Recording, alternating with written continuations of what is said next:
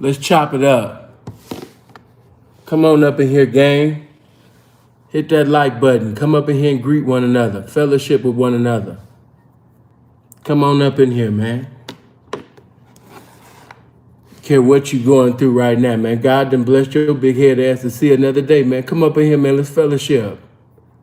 Blessings to everybody.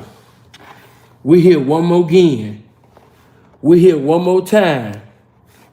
You know, from what I've gotten, I ain't got no sad reports on the family side, the friend side, even basically from my YouTube fam side. Everybody's still here, and I'm happy about that.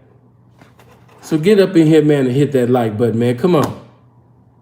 Do this review right quick, and if we finish this in time, I'll give you another one. Let me see. Okay. Let me get up in here. Let me do this. I like that, brother. I appreciate that. Brother came in here and say like, hey, Delicia. Hey, baby. Let's get up in here. Divine, man. What's going on with it, pimp? Talk to me. Sharron Winbush is up in here. Wow. Everybody say hi to Sharron. Everybody say blessings to Sharron. As you know, if you're part of my Patreon family, damn near everything that Sharron has shared on YouTube, I've shared it. Appreciate that, Scott. Good looking, fam. Now, there are other, representatives of Robert on YouTube and things like that.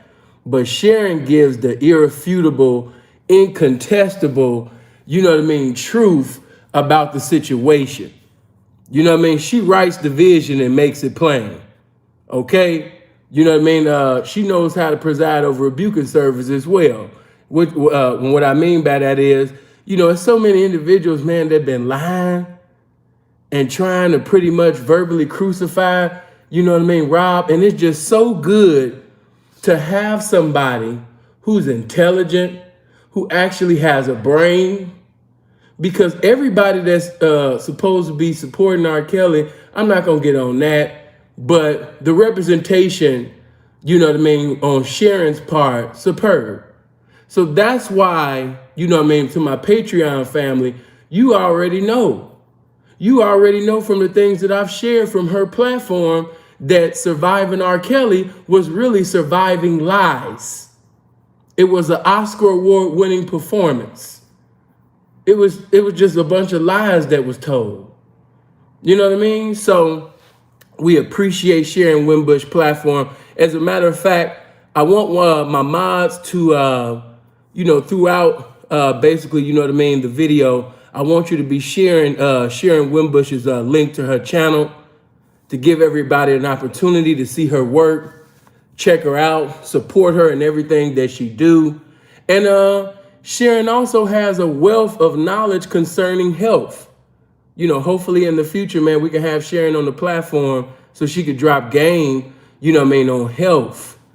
You know what I mean? Yeah, so for those of you, man, that love looking good, feeling good, those of you that, live certain lifestyles where it's mandatory for you to be handsome. It's mandatory for you ladies to be fine as hell. You got to eat right. You got to eat right. So, yeah, we definitely appreciate Sharron. Fam, I thank you for the 10. You know what I mean? And Diane, baby, I got you $100 on the PayPal. But even if you guys meant $2, $5 and all of that, that's cool and everything. But the best contribution that you can give to me is hitting that like button. Because you must understand that the more likes, the more notifications go out. You know the type of content that we got over here. So YouTube don't be sending notifications like that. It's up to the people. So videos get recommended by, them likes, man. So we got to get them likes. I want the viewers to be on one accord with the likes. Hit the like button. If you don't give $1, whatever, Y'all know me, I ain't asking for no damn money. But make sure you hit that like button if you don't do nothing else, you know? So yeah, man, let's get up in here. I give you guys one more minute before I start. I don't want nobody, oh man, he started already. You know what I mean? Damn. But another reason why I was so happy that Sharon got the opportunity and the liberty to speak, concerning Robert is because if you look at social media on Shade Room, Baller Alert, DJ Academics, Roland Martin, like some big, major platforms, it's always one-sided. They only share, the lies that are told, or not even just half truths and, lies just to minimize Rob. They share that all the time. It's just one-sided, so it was just good finally to have somebody on the other side, get a chance to speak on a big platform, and we get a chance to actually hear from the other side, because everything is just one-sided. And that's why you see so many people who are mindless speaking on a situation, speaking on Rob, and they don't have no clue. The opinion of social media has dominion over them. That's just due to social engineering. But let's get up in here, man. Okay, I done gave y'all enough time.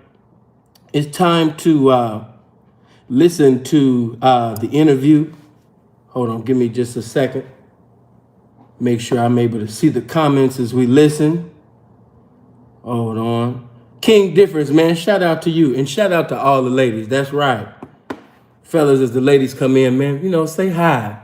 We're going to be listening, but, ain't nothing wrong with getting your campaign on. But, if it get too good in the comment section, then y'all exchange information and have a conversation later on, But let's get to it.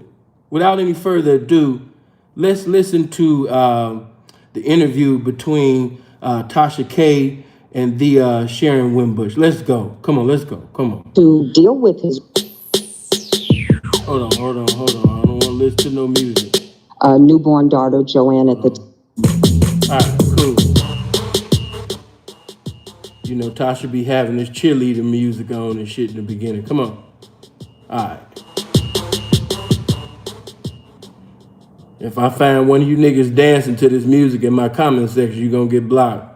All right, come on, let's go. Sharron Winbush here. You are a long time associate of R. Kelly and his camp. Recently, you have been kind of making I wouldn't say like a press run, but you've been bringing awareness to some flaws that you believe are happening in his case. We do have some receipts here that we're going to view in just a second, but you were his nutritionist, correct? Correct. Yes. Okay. If you don't mind filling in where I'm kind of missing just a bit of a, background, just so people can really put their finger on it, and we can go ahead and just jump right into it. If I'm missing okay, anything. I met Robert in early 97. He hired me to work in his home with him and his wife and his newborn daughter, Joanne, at the time. Okay. So I was responsible for making sure that they ate healthy. At the time, Robert was wanting to get his physique in order for videos and cut his body up, so to speak. And Drea was trying to lose baby fat after having Joanne. Okay. So my duties were to make sure that healthy food was plentiful for Robert, her, the dancers in the studio, on the tour bus, and just making sure they had everything that they needed to be healthy during that time. So I worked with him in his home. I've been in the studio. I've been on the tour bus. I've been all throughout every aspect of his life. So I've seen how he moves. I've seen how he lives. So that's why I got involved in this, because I know the things that I was hearing were not who he is, Okay. For instance, I knew the reason he had females wear baggy clothes is because Robert always has meetings in his home. He always conducts meetings with 15, 20 people from the time he wakes up to the time he goes to sleep. There was always traffic in his home, always meetings, and he would have people in different sections of the house meeting with this group of people in the living room, this group of people in the bar area, this group of people near the kitchen, this group of people. He would spread them out throughout the house because they would have various meetings. And he did not want the men looking at the females in tight, skimpy outfits. So he did have them wear baggy clothes. There was a rule that you had to knock before entering a room because he's having Excuse me. As of right now, we are listening to the interview. This is not to, basically, why Sharon ain't sharing, seeing her face and, all of that. What that got to do with the topic at hand? Stay focused, people. Stay focused. And the reason why I have to, check that because we got a lot of impressionable minds in that comment section. And if I allow too much of that to go on, you'll miss the substance. You'll miss the irrefutable truth that's coming out about a lot of lies that's told. So let's not focus on who face is shown. Let's focus on facts, evidence, substance that's shown. All right? Get on key, people. Get on key with the game. You off key right now. Come on. Meetings. He doesn't want you overhearing contract negotiations for an album or who he's going to be working with next. He would tell Drea to take the baby upstairs and go in the room when people came by, because at that time, no one knew that he was married and no one was supposed to know. And her room was equivalent to a suite at the Four Seasons Hotel. It had a bathroom in it. It had a small refrigerator that I made sure was fully stocked with food. And there are times when he would have meetings and he would ask me to leave because I remember one time specifically, he said, when you finish up, leave because I got somebody real big coming by the house. And I certainly wanted to ask him who, but I didn't dare because it was unprofessional. So I know that his rules exist, but there's a logical explanation for why. Okay. So let's start with Drea. I'm glad to hear that because if for those of you that seen the interview with Sparkle, because when Sharon said that, my mind went back to Sparkle when she was on, I think that was the Breakfast Club. And she went into, she couldn't, Drea couldn't leave her room, and one time we was just watching TV. And as we was watching TV, I heard a little knock. And then Robert had looked up, at Drea. He said, yeah, you can go ahead. You could go ahead.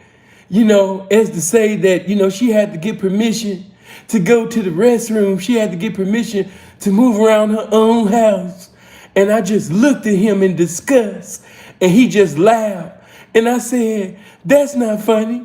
That's not funny. So I'm glad that this type of information is coming out because, of course, when people hear that, in the tone of voice that people convey things in, they be like, oh my God, Robert was just such a monster. She couldn't even move around her own house. She couldn't even go to the bathroom. Oh my God, wow. You know how these squares be and shit. Hey man, get my damn likes up, man. Man, quit playing, man. We listening to this, man, but get them likes up. Bro, you said that your motherfucking ass was gonna be out of here. So now I'm thinking you understand, you hear the cause discord. First you said you was leaving, then you brought your motherfucking ass back. The scripture says a double-minded man is unstable in all his ways. What you doing? Right now you looking like an undecided, misguided asshole. Come on, man. Make up your mind what you want to do. You gonna choose or you not? Come on, let's go. Because Drea had a very interesting account of her relationship with R. Kelly, and she did make some rather, graphic statements online about the things that he made her do, walk on all fours. She had to ask when to eat, but being that you are the nutritionist and you were responsible for their food daily, did Rob have to ever give you permission to make food for Drea? Rob was never around like that. Drea ate whenever she wanted. She was always there with other dancers.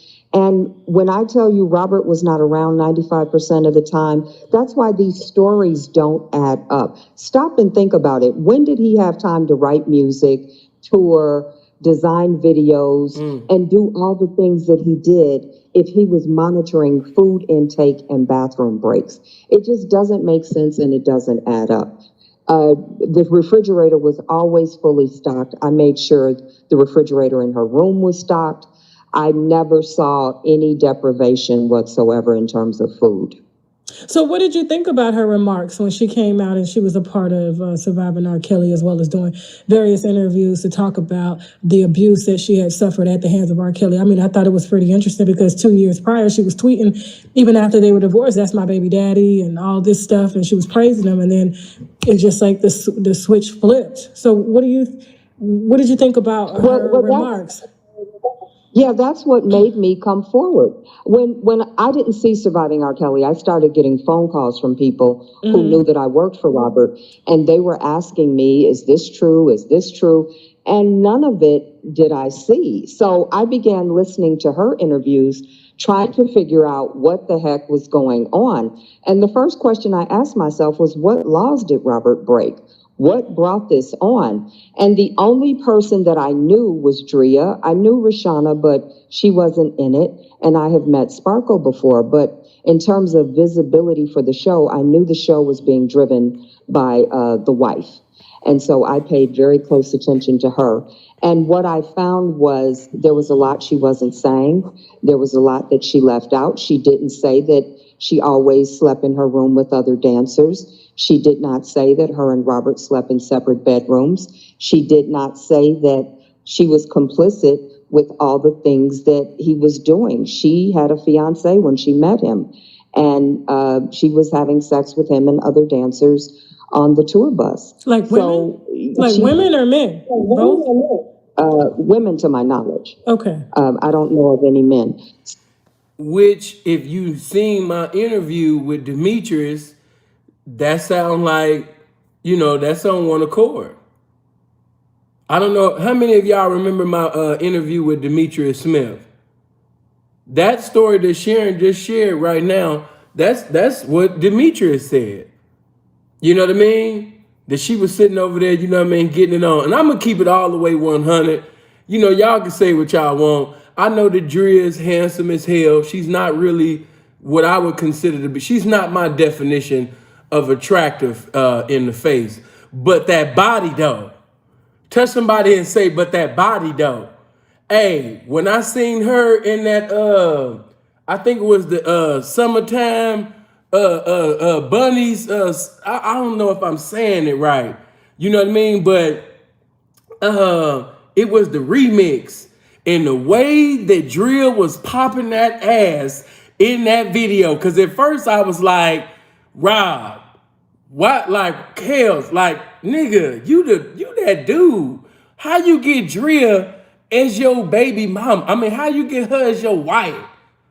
Out of every woman you could have had, how the fuck this happened? But when I seen that bitch doing all of the moves in that damn video, I said, Kels, I understand. I see the vision, nigga. I see what I see what you was on. You know what I mean? Because when it come to that body, man, Drea got moves. Yeah, she got moves, man. If anybody say anything else, they just hate, man. You know what I mean? She cold with it. She cold with it. And the conversations that I had with Demetrius, yeah, she was cold with it. So now I got an outstanding understanding. Come on. Oh, and from what I understand, the first sex tape that was found, Carrie got it. It was laying around some house that Rob rented. And it was Drea on the sex tape with Rob. Now, of course, she's an adult, but the things that she was doing sexually, she did to get him and to keep him. So I couldn't understand, if you're going to tell the story, tell the whole story. And she made it seem as if she was this victim, but Robert never had her name on anything. I always felt like it was an arranged marriage, because one day I came in and she was looking through the photo album, and she showed me the pictures of the day that they got married. Both of them were in casual clothes. Rob was in a Nautica sweatsuit. She was in casual clothes. I think she told me they got married in Denver, Colorado, I believe, February of '96.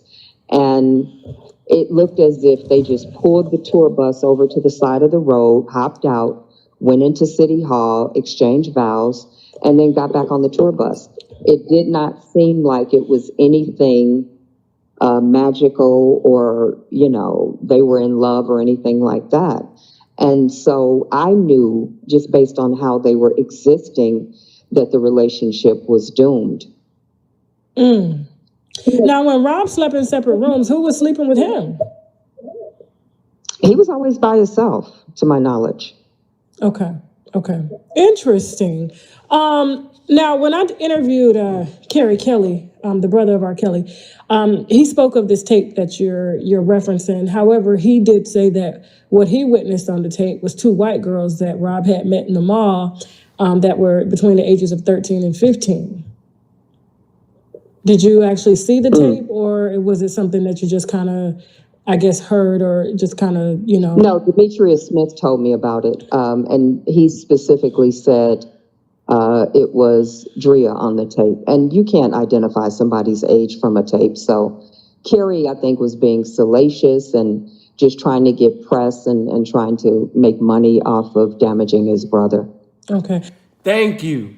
You know what I mean? That nigga was even trying to start a music career off Rob and shit, coming with that tired ass song talking about some I confess. Doom, doom, doom, doom, doom. I confess. I don't know if you ever heard it, but you could put in R. Kelly diss song, Kerry Kelly, and this nigga had this song, I confess. Doom, doom, doom, doom, doom. I confess. I was like, what in the hell? So he always been trying to, you know what I mean, minimize Rob because he had that cheap perfume called jealousy. Everybody don't have that issue, but anybody got people in their family, you know what I mean, they always just wanted to be you. And I'm gonna keep it 100. I heard some things about Killer, you know what I mean, that, you know, Kerry basically, you know, used to be able to rap back in the day. You know, Demetrius spoke very highly about his rap skills back in the day. But nigga, if that's the only representation of his music was that I confess song, Kerry need his ass beat. But come on. I know he has since changed. But yeah, he was jealous. He was jealous of Rob. He should have never, let me say this, you don't never get on somebody's platform speaking down on your family. I don't give a fuck what the world talking about. You know what I mean? That's still my baby brother. That's still basically, or if it was my older brother, this flesh of my flesh, we come out the same pussy. I would never verbally crucify and minimize my brother on somebody's platform. So Kerry always looked, you know what I mean, contrary to me. You know what I mean? So if we just talking on some street shit, some real nigga shit, that wasn't real nigga shit. Coming on somebody's platform, minimizing your brother. So, you know, he just looked tired, man. And then, you know what be the cold part about it? Is that, well, I ain't even gonna bring up that. Those that basically seen Kerry and Bruce at the interview, and you seen his baby mama, you know, come up there. You know what I mean? Like I said, it used to be this old song that the Williams brothers used to sing called Sweep Around Your Own Front Door before you try to sweep around mine. Come on. His tune. We met up in Chicago in February of this year, and he now wants to rally for his brother. He wants to help get his brother out of jail. And so I have yet to bring him back on the show for him to explain what made him so drastically change his mind. He did look... Well, he and I can tell you why. Why? When Bruce got out, Bruce was going out to his house and they were spending a lot of time together. And we're talking about Bruce Kelly, the third brother, right? The oldest brother, correct. Okay. Bruce and I began talking immediately when he got out, and he would tell me about the conversations that he and Kerry were having, and neither one of them really wanted to get involved just yet. But I had strong conversations with both of them. And Carrie and I specifically talked for hours. And what I said to Carrie was what Carrie was doing was harboring a lot of ill feelings about what Rob didn't do for him and what he felt Rob didn't do for the mother. And I simply asked him, what did you ever do for Robert? And if he didn't do those things for your mother, why didn't you? Yeah, I think Carrie was sitting over there having lamentations and weeping and gnashing of teeth, and he was on some woe is me type shit because he had asked Rob to do certain things at certain times, and Rob didn't do those things. But see, my only thing with that is when Rob basically, when his mom had passed, I don't know Rob's financial situation, at that time. You know what I mean? Just because somebody got a record deal and they got hit songs, you would think that, their money is like this, but that's not always the case. So I don't know. I'm totally ignorant concerning Rob's financial situation at that time. Things are not always what it seemed to be. By me knowing certain people in the music business, hey man, not putting nobody business out there, but things are not always what it seemed to be. A person can have a hit song, wrote a hit song, produced a hit song, you know what I mean? But they not the ones getting paid from it. You know what I mean? I remember when somebody, they got a hit song and it's still a hit to this day. But that nigga was sleeping on the couch at his family's house on the west side of Chicago. I ain't gonna get into all that. But things ain't always what it seemed to be, people. So I don't know Rob's financial situation at that particular time. I think Kerry was in his feelings about something that he really shouldn't have been in his feelings on. And always remember that when you govern by emotionalism, you know what I mean? Logical thinking can't come in. Logical thinking don't exist in the emotional world. So, he was full of emotions, you know what I mean? And if he would have mentally responded instead of emotionally reacted, he would have understood that, guess what? My brother might not have, but I can use my ability to the best of my ability to do something for mom, to make sure she got this tombstone and things like that, the proper representation, for my mother. I'm not going to wait for my sibling to do it. Since I got so much of a burden about it, I'm a burden myself to do it, so I don't know, man. Everybody just ain't got that manly part about them, but come on. You do them? How do you get to dictate to him how he spends his money? And specifically, it was about the grave and him feeling that Robert didn't get a headstone.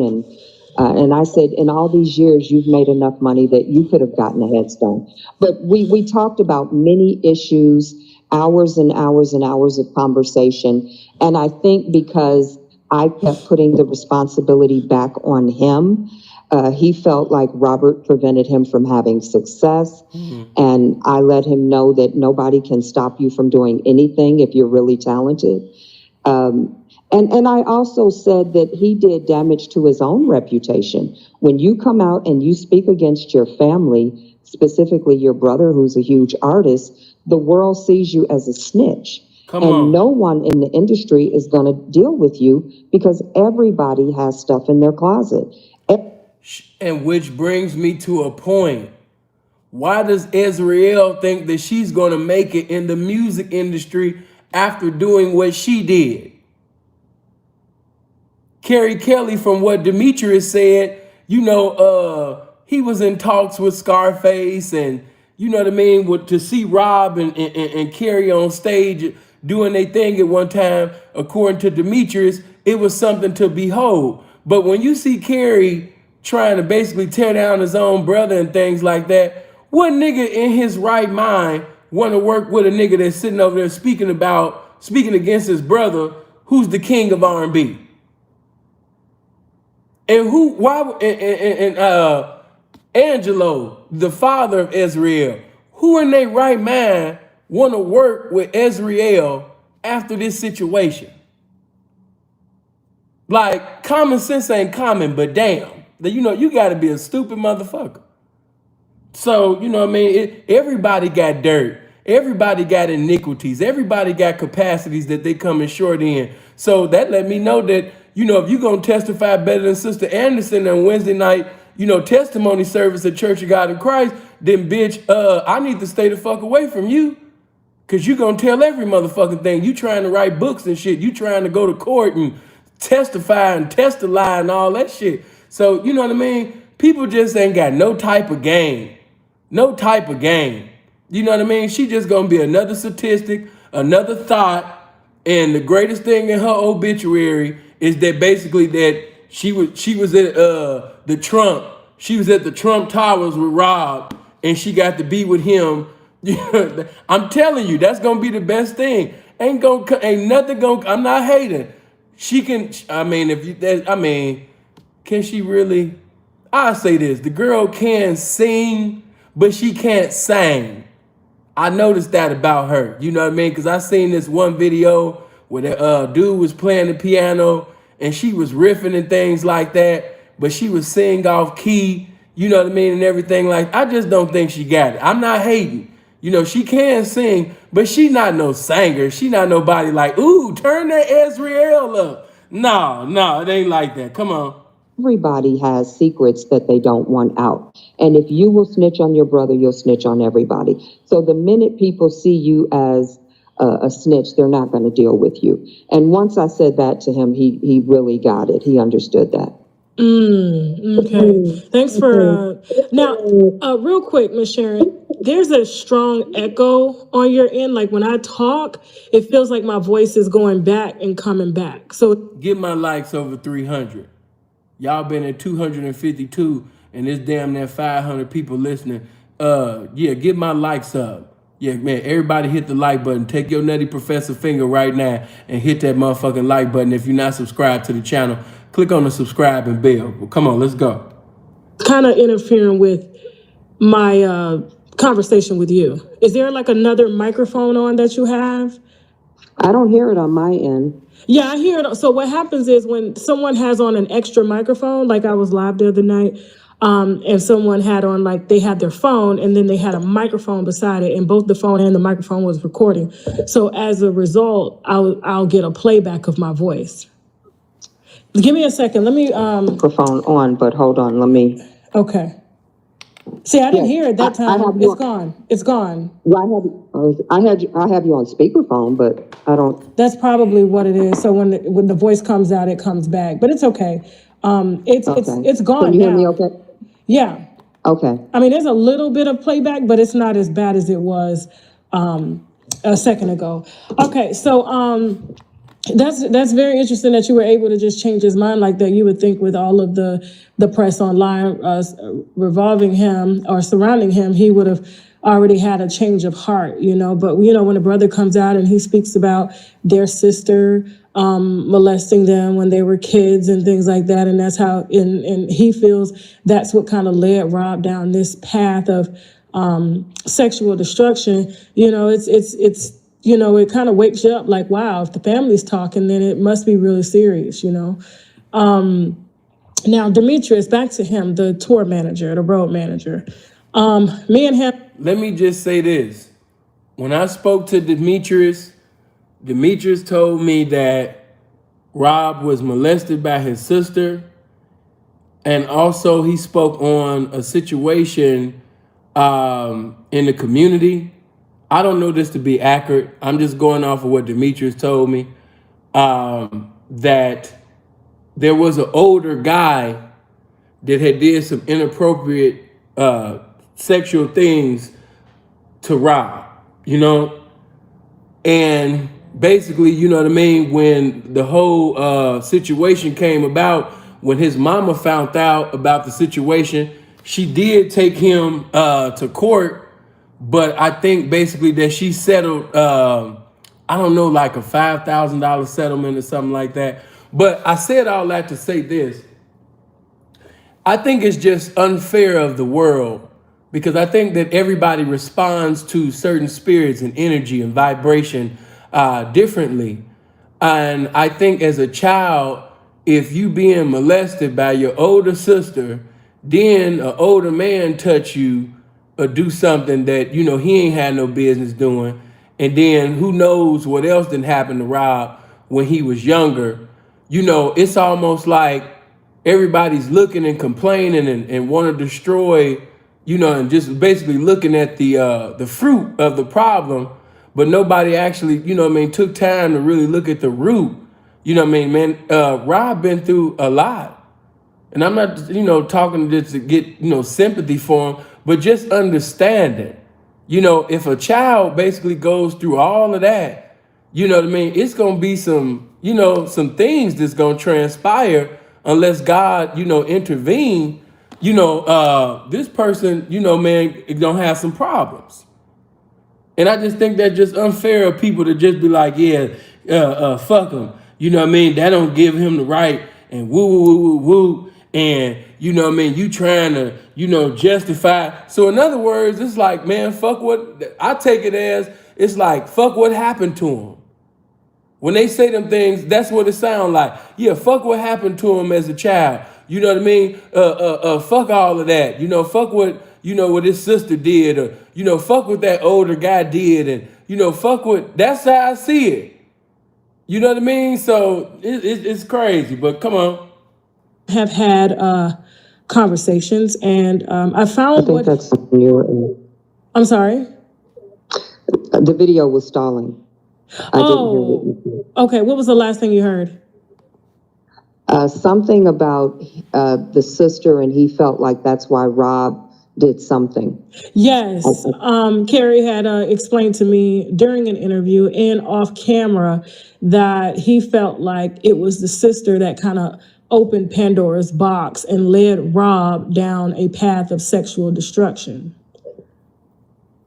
Well, he introduced to sex inappropriately. He's admitted that, but he lives a rock star lifestyle. Most people in a rock star lifestyle have been introduced to sex inappropriately. The moniker for the music business is sex, drugs, rock and roll. Right. And if you stop and think about it, he's watching porn, he's singing about sex, he's got to perform at a very intense level. All of his songs are sexual. So you're creating this very strong momentum around lust and sex. So of course he's going to be over sexual and do more sexual activity than the average person, because that's what he based his career on.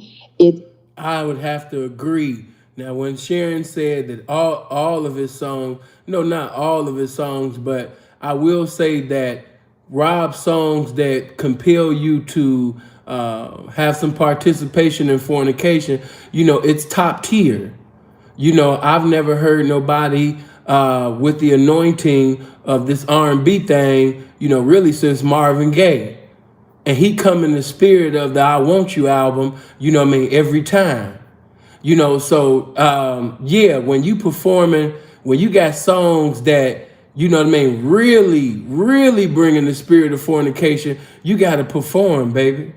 And your lifestyle got to be on one accord, with your music. That's what the fans gravitate to. When a nigga talking about that gangster shit, you don't want no square ass nigga that basically, was in a shelter home all of his life, never did no crime, never did no time, never been through no adversity, never went through no correctional facility, to be getting into a motherfucking continuity of talking about this gangster shit. You want somebody that's a true representation of what they talking about. You know what I mean? Just like with this pimping. You know what I mean? You want somebody that had them hoes' feet hitting the concrete cross country or out the country. That's what you want. You respect more of individuals that's authentic and really in it. Hey man, I'm just gonna tell it like it is.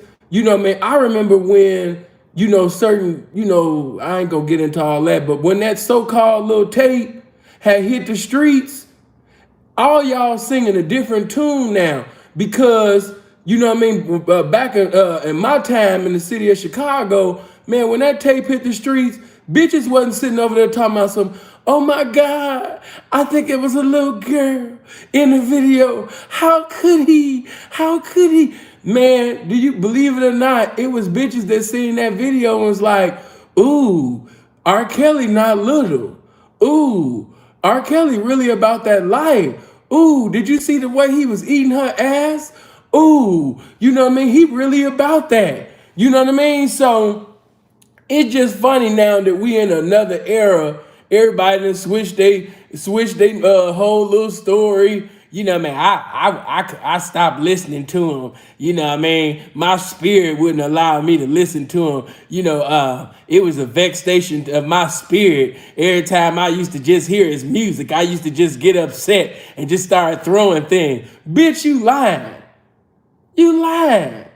Cause when that TP2.com came, you understand? When that chocolate factory came, I remember the spirit that was in the streets of Chicago. You's a motherfucking lie. But we just in a time now where, everybody can be who they want to be on social media. So everybody then became an activist.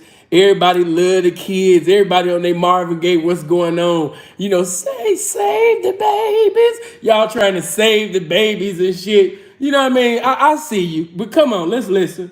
It is probably that he was messed with at an early age, but it is also that he's in an industry where there's just an abundance of people coming at him from all directions, and his music is very sexual. So you combine all of that, and you're going to have someone that is very active as he is.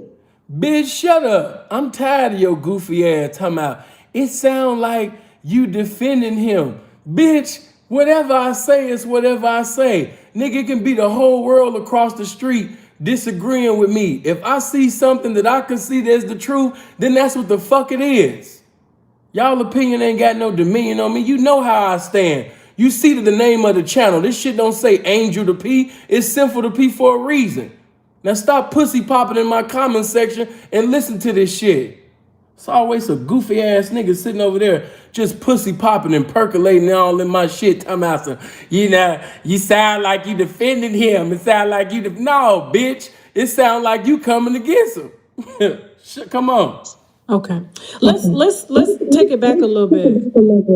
Now it is echoing again because of the speakerphone. Let's talk about Aaliyah. Hold on real quick for me, because it's really echoing to the point where it's busting the speakers a little bit.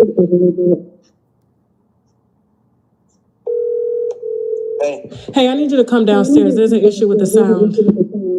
Okay. All right. Listen, I know that life has been kicking. Damn, Tasha K got that white cover for her little iPhone. Hold on, I want to get past all these commercials and shit.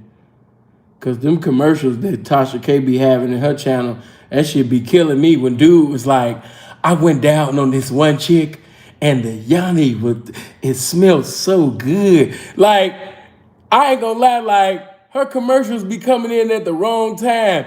It could be talking about Brother Polite sitting over there doing something with a 14-year-old. She'd be like, ooh, let's have a commercial break. And dude was like, this one chick that I went down on, the yanni smells so good. I'm like, if you don't turn these awkward ass commercials off, come on. Prizes up for Hold presenting on, man. you. Let me turn this shit down, man. I ain't trying to listen to all these gay ass commercials. I went down on this one chick and the yanni smells so good. She could be talking about somebody getting murdered and something like, all right, we got to take it for the commercial break. All right, come on.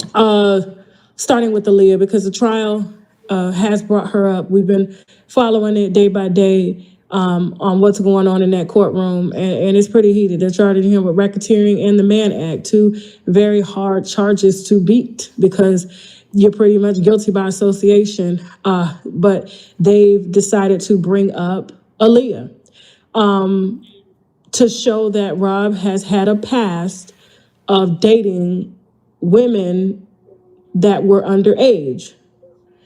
What are your thoughts on that? Because I know you probably weren't around when Aaliyah was around, but he did marry Aaliyah allegedly the same way, getting the tour manager, Demetrius, to obtain a marriage license and take her off to get married. So I know you had mentioned that was how him and Drea got married, and it didn't, I guess, read through the pictures as true love.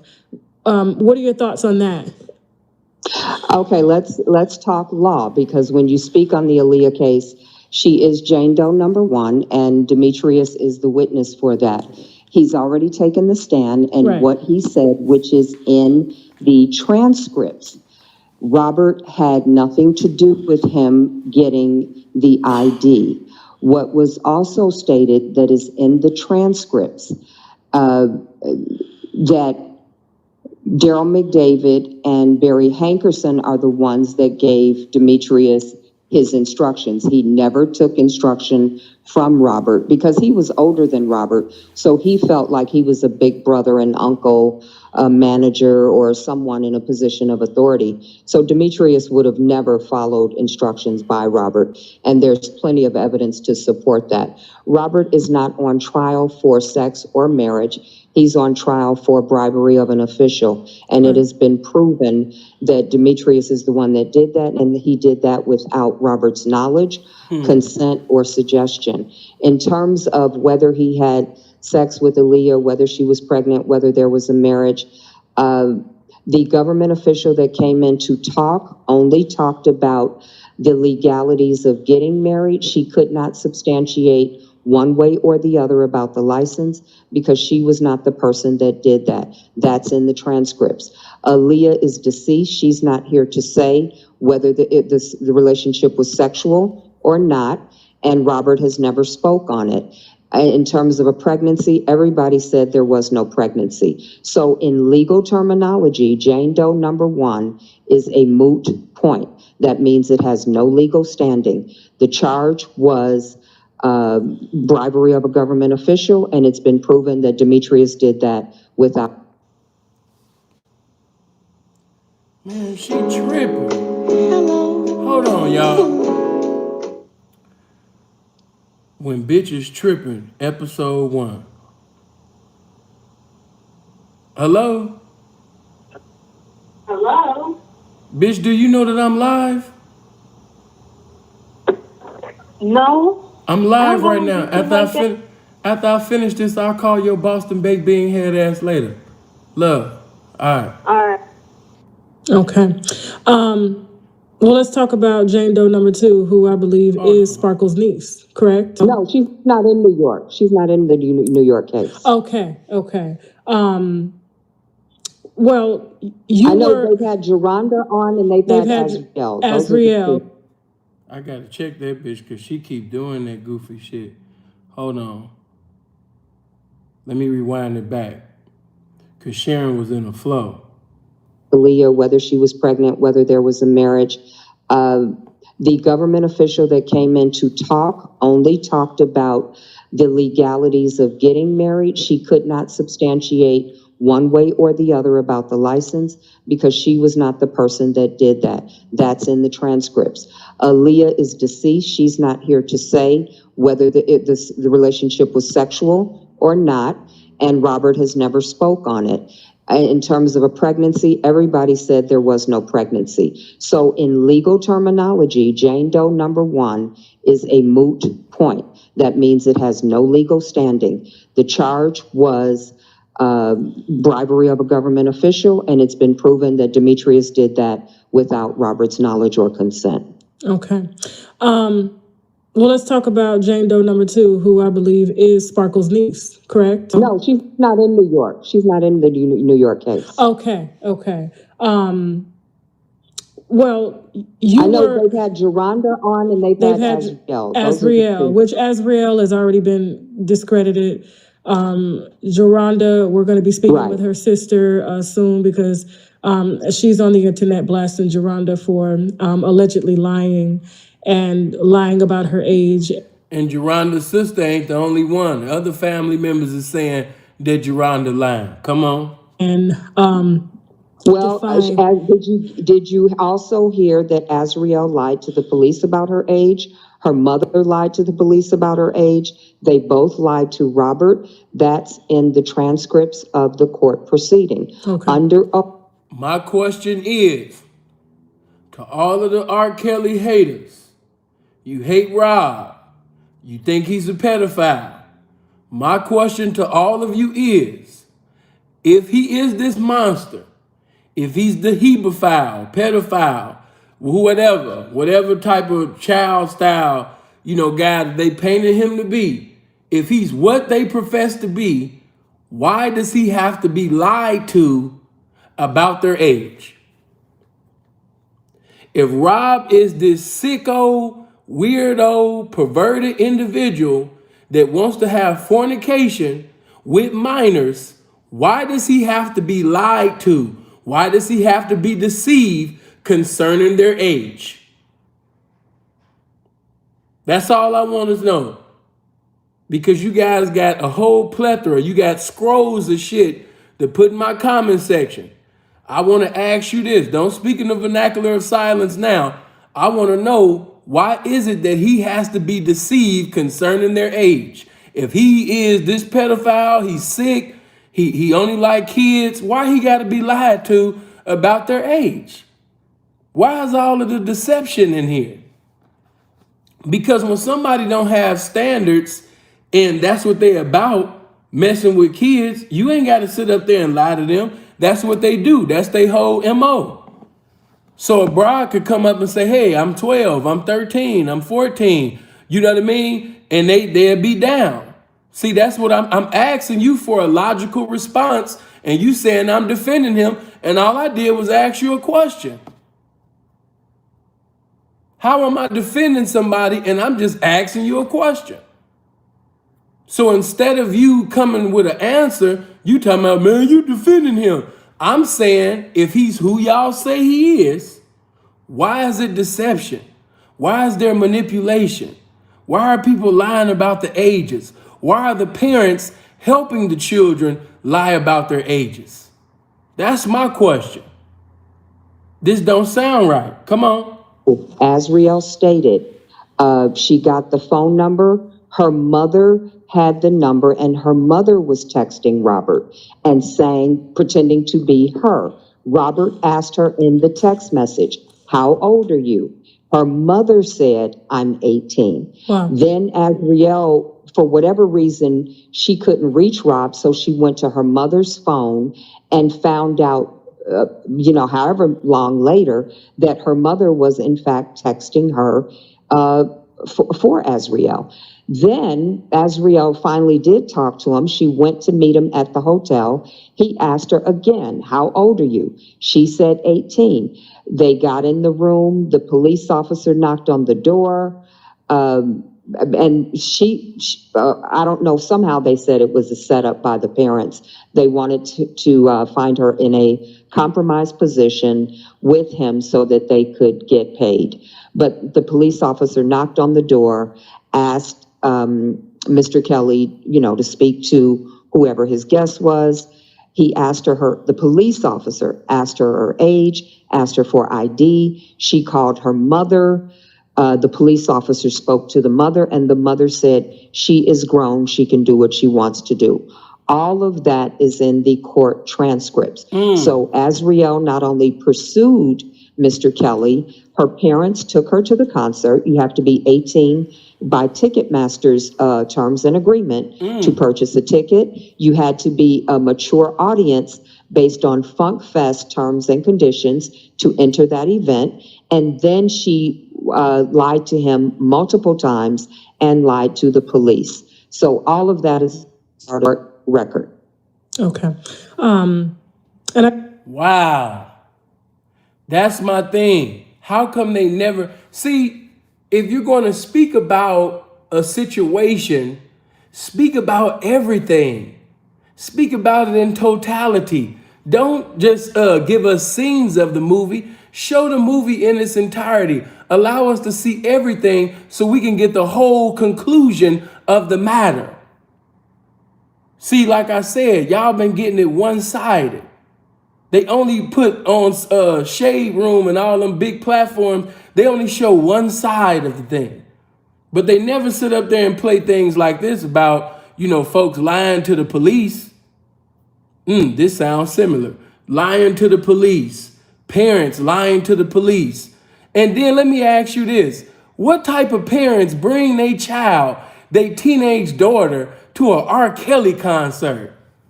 Let that minister to you right quick. Yeah, I got love for Rob. Rob cool, but we know what Rob is known for. There is no way in hell that I would go to a concert, see R. Kelly with my daughter. If I had a teenage daughter, we wouldn't be attending no R. Kelly concert because I know what Kels is going to be singing about, and I know how he going to be gyrating and parading all on stage, and you're not about to do that, you understand me, with me present here with my daughter. That don't sit right with me. So that just means that you guys are just basically just walking, you just stepping over all of the facts. What father goes to an R. Kelly concert with his daughter? Y'all, how could y'all just step all over that?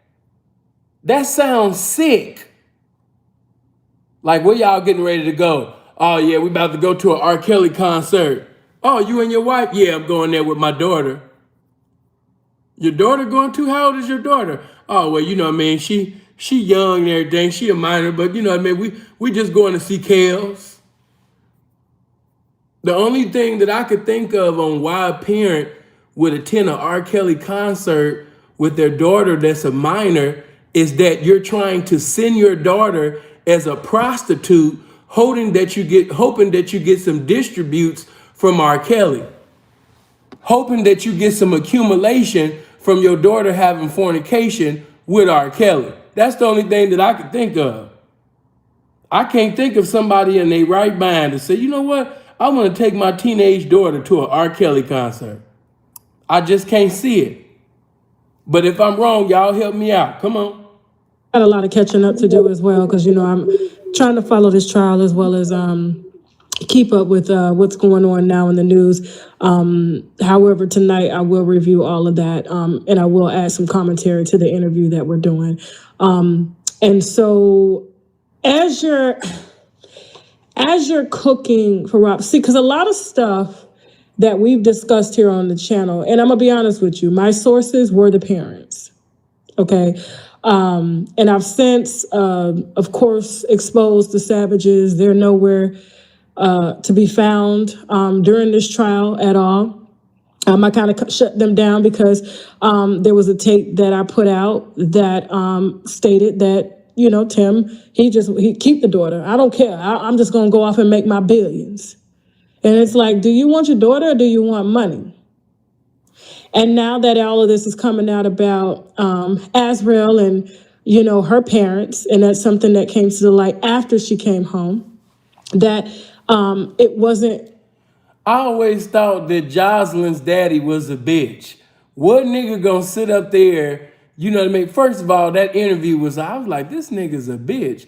Even if this story, even though I don't believe it, but if this story even was true, what nigga gonna sit up there and allow some man to keep his daughter hostage? I was like, this nigga a bitch for that. Nigga got his motherfucking soft ass on there on the interview talking about, let my daughter go. Let my daughter go. I was like, this nigga wants some money, man. You know what I mean? But the boy a bitch. You know what I mean? What man gonna get on the interview talking about something? He holding my daughter against his will. Man, if you really love your daughter the way that you profess that you love your daughter, and if this is really true, you gonna go get your motherfucking daughter. You know what I'm saying? But the nigga was on the interview and shit, looking like a damsel in distress. I was like, man, these niggas go too far, man, with this bullshit.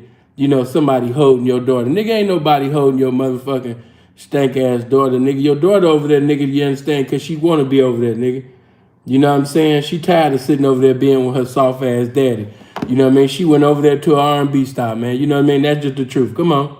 Supposed to go the way that it went. It was supposed to go how the parents wanted it to go, which was a forced contract into developing Azrael. And Azrael was allegedly the pawn. Now, a lot of it has come out because I've had sources come forward and state that they've seen him, at the Marriott, and all of the girls, Azrael, Joycelyn, whoever else was with him, were all dressed in sweatsuits and told to leave, put their heads down. They weren't allowed to make eye contact or anything like that. Now, I do understand him living a rock star life, but do you feel that some of his ways that you saw early on could have gotten a little bit more drastic and harsh? Well, here's what we know. Every person that has testified has proven themselves to be a liar. You can get someone's testimony off of social media and corroborate the story. And what we have shown is everybody's here to get paid. So unfortunately, these are not reliable people. If the rules were harsh, they had every opportunity to leave. Azriel had many opportunities to go home. Her parents were begging her to come home. They were calling her, telling her to come home. She didn't want to leave. So whatever his rules were, everyone wanted to deal with his rules because they wanted to deal with him. I don't know what they were because I was not there. But at any point, as Anthony Navarro said in his testimony, and that's in the transcript, no one was being held against their will. No one was forced to stay there. At any point, they could have left. So if you didn't like what he was doing is giving her $5,000 a month. He was, she said on the stand that what wanted was things to go back the way they were when he was taking her to Red Lobster, spending $500 on a meal. So it couldn't have been that bad because she didn't want to leave. Even when he was taken into custody July 11th, 2019, she didn't run to her parents. She didn't run to the police. She continued to stay. So it's inconsistent that it was so bad that you don't want to leave. And she said in the... I know some of y'all bitches in the comment section like, damn, I wish Rob would have took me to a $500 dinner at Red Lobster. I'm hungry now. I don't get paid till Friday. My check don't come to Friday. I wish Rob would have took me to a $500 dinner at Red Lobster. I see y'all. Come on. Documentary precedents. If I left, someone would replace me. And the producer asked her, well, why didn't you go home? She said, I didn't want to go back to that. Meaning whatever she was living in Kissimmee, Florida was worse than what she was dealing with. And she has said to her father sitting in his face, I'm enjoying myself in this penthouse suite, living this lifestyle. And she... No, you don't know what, I mean, it's R. Kelly, y'all. You know what I mean? He might have had an entourage with him. I mean, you could actually stack up $500 at Red Lobster depending on how many people you got with you.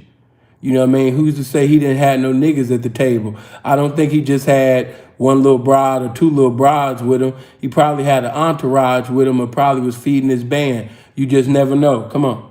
Didn't want to work. You have video footage of her at the concert, enjoying herself. All of that is inconsistent with, I'm being abused, tortured, and I hate being here.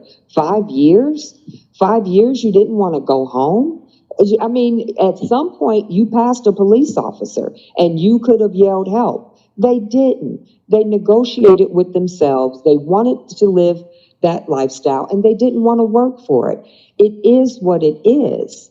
Now they want to complain because they didn't get, it's just like the father said, she came in the door with nothing and she left with nothing. That's what they're angry at, that they didn't come up on him the way they wanted to. Okay. And see, that just let me know you don't got no game. You was involved with R. Kelly and you don't have nothing to show, you understand me, for that time that you was over there. You know, but that's another subject. Y'all know, sin gonna always come with some game. When there's game, there's a way. But yeah, did you hear all of this shit? They didn't want to leave. They was being treated better than they ever been treated. Matter of fact, what's that tired ass broad name? I'm trying to think of. Her husband was talking about her ass. She was sitting over there lying. She was like, I guess like 30 something. But anyway, her daughter was on the phone with her boyfriend and the boyfriend was recording the conversation, with her. And they were sitting and he was exposing, his girlfriend's mama, which was involved with Rob. Who am I talking about? I know some of y'all remember. I'm trying to remember. Yeah, Ashanti McGee. Yeah, Ashanti McGee. Yeah, according to that conversation, I think Rob had bought her a Benz. You know what I'm saying? Rob was over there doing some cold tricking on that broad, man. Man, please don't be fooled by these Oscar Award performances, man. Rob was over there doing some tricking, man. Rob was over there tricking, man. They trying to make Rob like he wasn't taking care of them brides, man. Them brides was living better than they ever lived, man. They didn't want to go home. You know what I mean? They didn't want to be around they fam bam like that, man. That go for even the old heads, cause the Ashanti McGee bride, she's an old bride that you know what I mean. Got to be around Rob. You know what I mean? Come on. All of this kidnapping and all of it. When you the king of R&B, do you actually think that you got to kidnap a bitch? Nigga, when you the king of R&B, when you R. Kelly, nigga, you got to worry about a bitch kidnapping you. Come on. Let's talk about Geronda and her testimony, because I think I was probably one of the first to really kind of, open things up when it came to Geronda and the specifics. Now, I do know that Geronda did lie about her age. That's something that she was very upfront about, and that she was a super fan of Rob. And first of all, Geronda looks young. Even when you see her now, she looks young and like a baby. And so you would naturally think Rob would say, you know what, I'm not going to go there. But for her to save a shirt that had his DNA on it after she did collect a check for many years after it was settled for the abuse and things like that, it was strange that he would even allow himself to be in that situation, given what happened with Rashonda, or I think that's her name, Sparkle's niece. What are your thoughts on that? Those are things that Rob has to work out within himself. And I agree with that. And I've said to him, you shouldn't have even been that close to the line. But in his mind, he is a sex fiend. He does have a sex addiction. There's no question about that. And he doesn't just have sex with one type. This man has sex with all ages, I like that Sharon is not trying to make Rob into an angel. She keeping it 100. You know what I mean? But watch what she about to drop right now that people keep walking over. Go ahead, Sharon.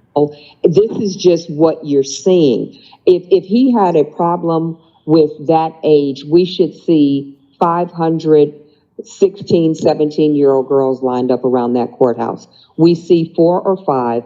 One is deceased, and the majority of them are saying they lied about their age. They had fake ID. We have not heard from Sparkle's niece yet, so we will reserve judgment on that until we hear from her. But everyone else has been discredited. Robert enjoys sex. He enjoys sex with multiple people of all ages. I have not seen where he discriminates.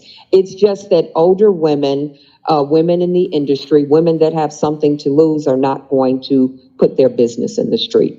Don't hear from them. You're hearing from people who want to make money on this, so they are running to the press. They are talking. They are writing books. What they didn't do was go to the police, go to therapy, or go to some type of self-help treatment. We don't see that. And I put this on him too. Me too. They have paraded these females in the public as victims and have demanded that the public refer to them as victims, and nobody had an open case in court, nobody had evidence, and nobody had been to the police. So him too, in my opinion, has been committing terrorism in this country, making people refer to these people as victims. And if you question anybody, you're victim shaming. They have railroaded this situation, and I think they've done a grave injustice to men and the women's movement. Then you had Mute R. Kelly that broke the law when they violated his 4th and 5th Amendment rights. You don't have a right to cut off somebody's money based on gossip, rumor, and innuendo. They didn't have an open case in court. Nobody went to the police. Nobody had evidence. And yet they boycotted his concerts. They broke the law. Me Too broke the law. And Surviving R. Kelly broke the law. That was fraud. Everybody I looked at in that show was fraudulent. Sparkle was married to Earl from Public Announcement.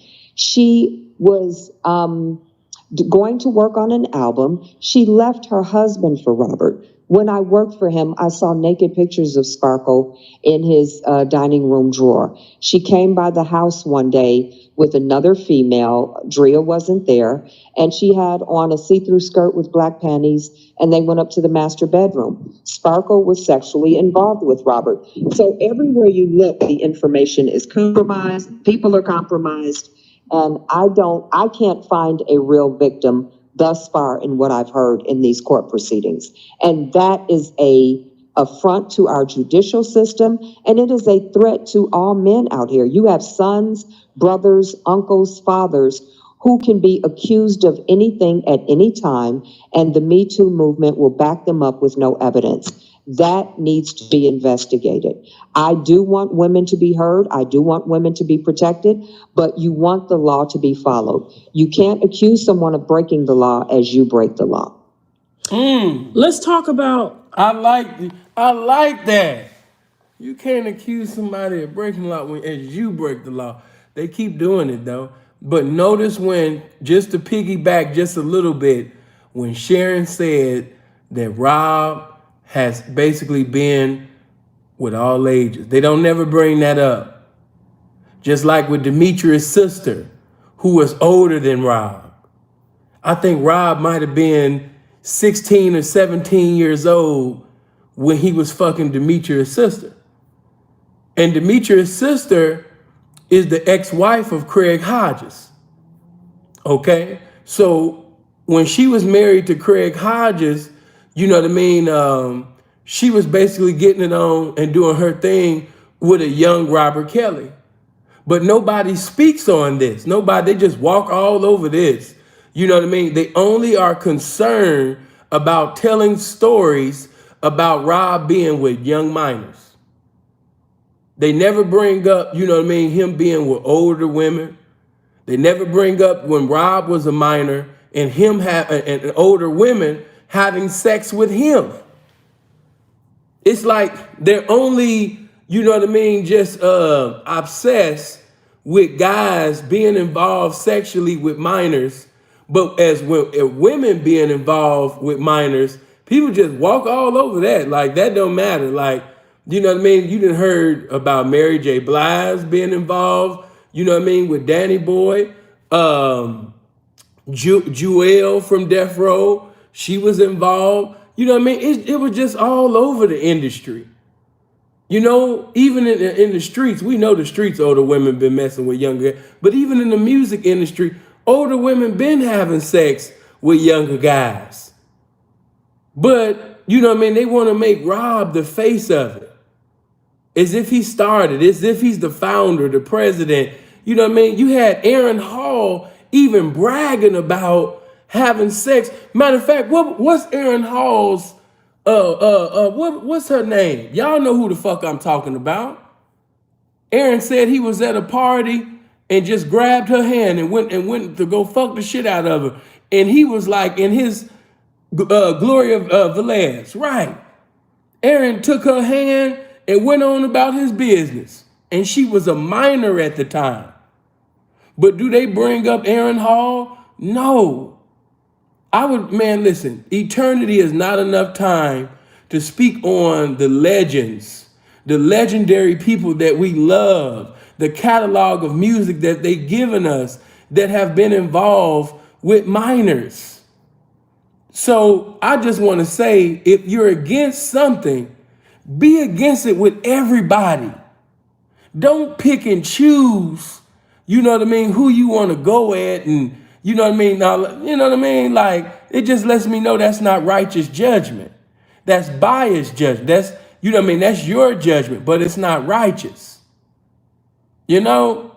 Because he come from an era when Rob was doing this thing in the 90s, just about all of them guys in them R&B groups, from solo acts to group acts, was involved doing their thing with girls in their 20s, 30s, and 40s, and teenagers too. They was fucking everything that came. You know what I mean? Y'all see Jay-Z as the greatest rapper. Y'all see Jay-Z as the biggest thing. You know what I mean? But when he was involved with Foxy, do you minimize Jay-Z's greatness? Do you minimize his marriage now with Beyonce and him being a billionaire because of that inappropriate relationship that he had at one time with Foxy Brown? Come on, man. Like I said, if you're going to be against something, you have to come against everybody that's involved in the something. You can't just pick and choose one individual because social media said, get him, get him, go get him. And like a good, perfect, good bitch, like a good hoe, you just follow instructions. Nah, appreciate the 50, fam. Come on. The herpes and him knowing that he's had herpes since 2007. He does not have herpes. That is in the testimony as well. Everybody's going to have to get the transcripts. I have Yeah, no, people I'm going to inside review the them. courtroom. Yeah, I'm going to Yeah. review them. Let We're only getting me bits and give you- pieces right now. So, Right. you know, we have to go with what we Yeah. have to go with. And so these girls have testified or have Sharron just said that R. Kelly does not have herpes. You've had individuals sitting over there, you know what I mean, talking about, no, you didn't have to block them. Yeah, Prize, you didn't have to block them, man. If you can unblock them, man. No, we need a balance in here. Don't see that if we do what they do, then we're no better than them. Because if somebody speak on the behalf of R. Kelly, they want to block them, they want to hide them and shit like that. So no, you have to show your character and behavior to be greater than the individuals that verbally crucify another black man. And some of them are in the same activities, you know what I mean, that the black man that they accuse. But I mean, all of that blocking shit, he ain't saying nothing that's that powerful to get blocked. Let him keep pussy popping in the comment section. Unblock his ass and let him stay there. Come on, let's go. told the public that they have contracted herpes from R. Kelly. And so, being that you've read the transcripts, what was said? Now, I'm talking to people who are actually in the courtroom taking notes. Okay. What was said, the doctor did not physically see Robert. He talked to him on the phone. He sent him a culture. And through the culture, the test came back negative. The doctor prescribed medication just in case. He never took blood work, a viable test to prove conclusively one way or the other. So based on medical science, Robert does not have herpes. The doctor himself never ran a proper test. He took one culture and the culture came back negative. After not even seeing Robert face to face, the doctor said, I think he has herpes. That's not a credible medical diagnosis. I mean, not credible, but I mean, it wouldn't be too crazy to believe that maybe, I mean, being that he is. That's not how you diagnose somebody. But I know. That's like somebody looks at you and says, I think you have cancer. Let's do chemotherapy. No, you run test after test after test. Right. You run a That's few. not something. That's definitely not professional. Come on, Sharron.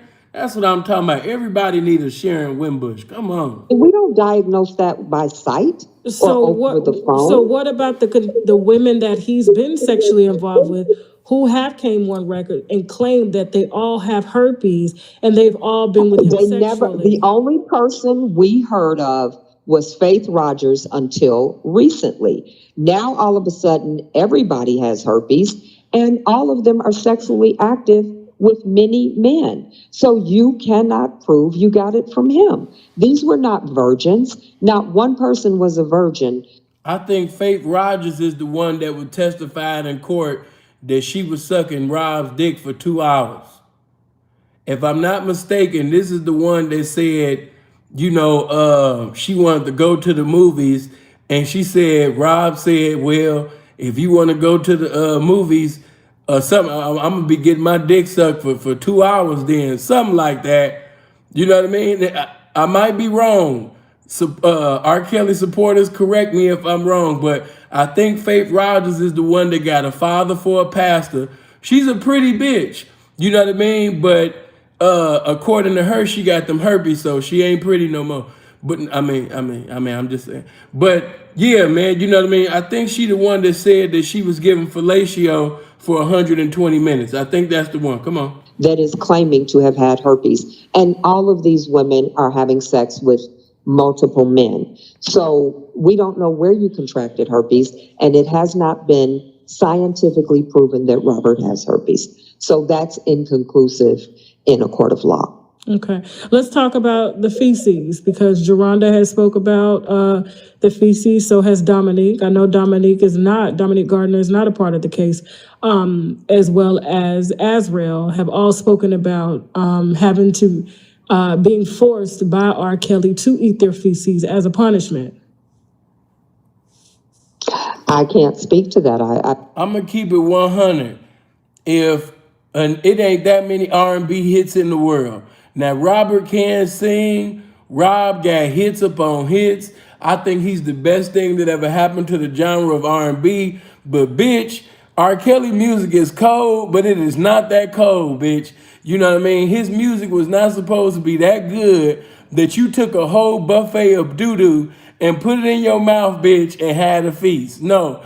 You know what I mean? R. Kelly got some good songs, but I'm here to tell you that, bitch, you wasn't supposed to take a KFC bucket of shit and just pull up with a spoon and just get your motherfucking eat on. Let me tell you, I'm one of the coldest. I love R. Kelly music, man. I know all his catalog. Man, it's cold. But that nigga don't got one song, bitch, that's that motherfucking cold for you to be sitting over there just eating dookie. Nah, for you to just have a flaming hot bag of just shit and you just sitting over there just eating shit, bitch. Nah. TP2.com was not that cold. Reloaded wasn't that cold. 12 Play wasn't that cold. Chocolate Factory wasn't that cold. The R. Kelly album was not that cold, bitch. Yeah, Gotham City, that wasn't the best of both worlds. No. It wasn't that cold. R. Kelly don't got one song or one album that's that good for you to just be eating dookie. You know what I mean? And just, no. The moment, bitch, that he even made a suggestion to you to eat some dookie, you understand? You should have left his motherfucking ass if you had any motherfucking sense. But if this is true, and then you got to think what type of bitch is this to even just be admitting that to the world, like, yeah, you know, this was a form of punishment. You know what I mean? He said, you know, you got to eat the poop, you got to eat the boo boo. You know what I mean? If you want to stay here. Bitch, you a plumb motherfucking fool for telling the whole world that you ate dookie. You's a dumbass bitch. And I'm just keep that shit. Not only did you sit up there, you in court testifying against the king of R&B, but you admitting that you eating dookie. Like, come on, man. And when Angelo said that Ezreal's favorite artist was Drake, I was like, I guess she could kiss that goodbye.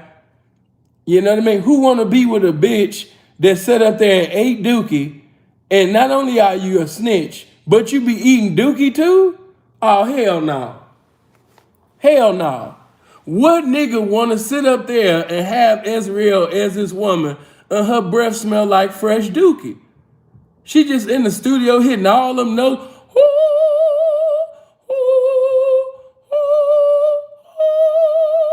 I mean, there's all of them notes. You know what I mean?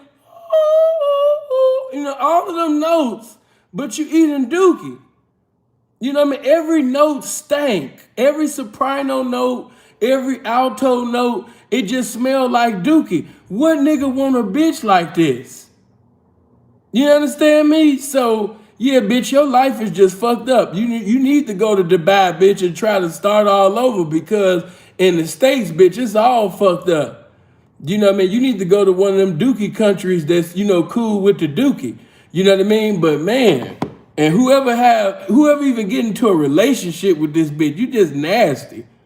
Bitch talking about some even if she didn't, which I don't think she did, but just for you even saying this shit, you did it. Nasty motherfucker, come on. Never seen it, and I haven't seen evidence to support what they're saying. So it's a gossip and rumor and innuendo.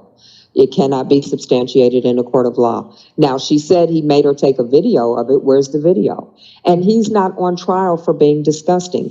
He's on trial for the Mann Act, transporting a minor across state line, allegedly, and coercion of a minor. I need y'all to hit that like button. We got damn near 700 people up in here, and it's only 454 likes. Come on, man, show love to the game. You know what I mean? Come on. He's not on trial for being having weird sexual practices. Okay. And at any point they could have gone home. So if it were that bad, that should have been the time that you left. That wasn't a deal breaker for her. If it wasn't a problem enough for you to go home, I have a problem with your testimony. You can't tell me something is disgusting and you stay 5 years because you want a paycheck, because you want to live a lifestyle. It just doesn't add up for me. Do you feel that men in power can abuse their power? Yes, and I feel young women with their sexuality can abuse that. People use people. People take advantage of, these women seduced him. You don't think a young girl knows that she's hot and sexy and older men are insecure and she can lure them? Of course. When she went to that concert, she went there to seduce him. There's no question about that. She showed her ass to him in the concert. She twerked on a speaker. She went to his hotel, not to audition. She sent a tweet out over social media to get his attention. I got some black panties at the concert last night.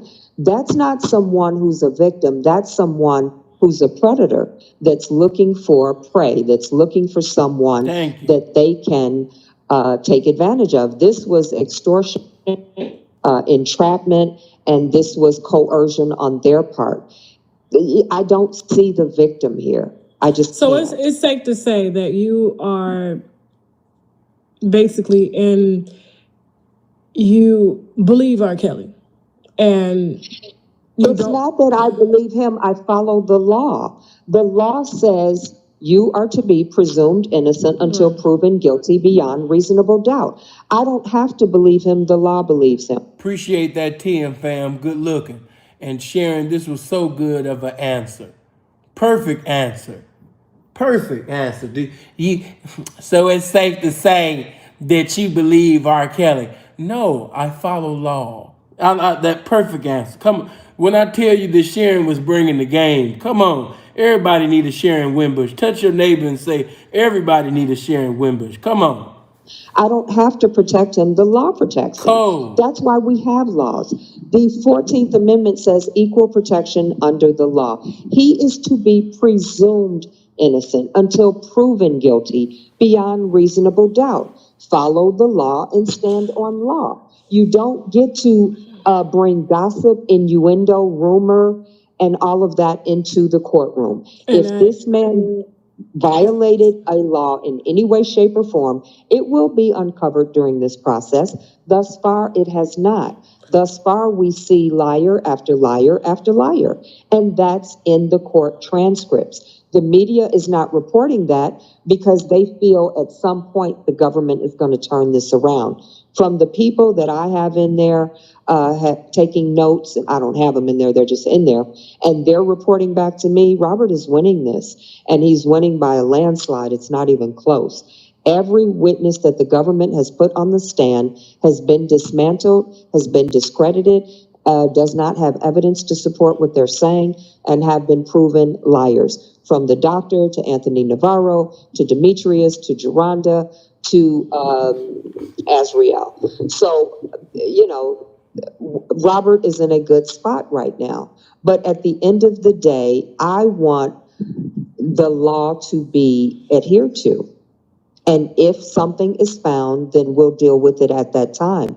But you're innocent until proven guilty. That is the law in all 50 states. And I mean, you do have a fantastic point that you made about innocent until proven guilty. And of course, gossip and rumors have no place in a courtroom. However, we do know that system is flawed because there are plenty of black men who are in jail, who have been presumed guilty, although they've been innocent of such things. And so it's kind of, it's sort of kind of hypocritical to say now, however, facts are facts and evidence is evidence. And if, the evidence speaks for itself, DNA, whatever they've collected, then I mean, I'm extremely happy that he is getting a fair trial. However, it seems like a pattern. I just got to keep it real. Sharron is cool. I mean, they cool with each other and everything like that. But y'all already know, CNN already told you about Tasha K. Tasha K is about the money. And I don't knock her, she's about her hustle. And she gets paid. But Tasha K don't give a damn about nobody, man. After a lot of the lies that was told in them videos that she had that went viral, and after it was proven to her to be a lie, do you think that she took them videos down? No, because she's still making money off them motherfuckers.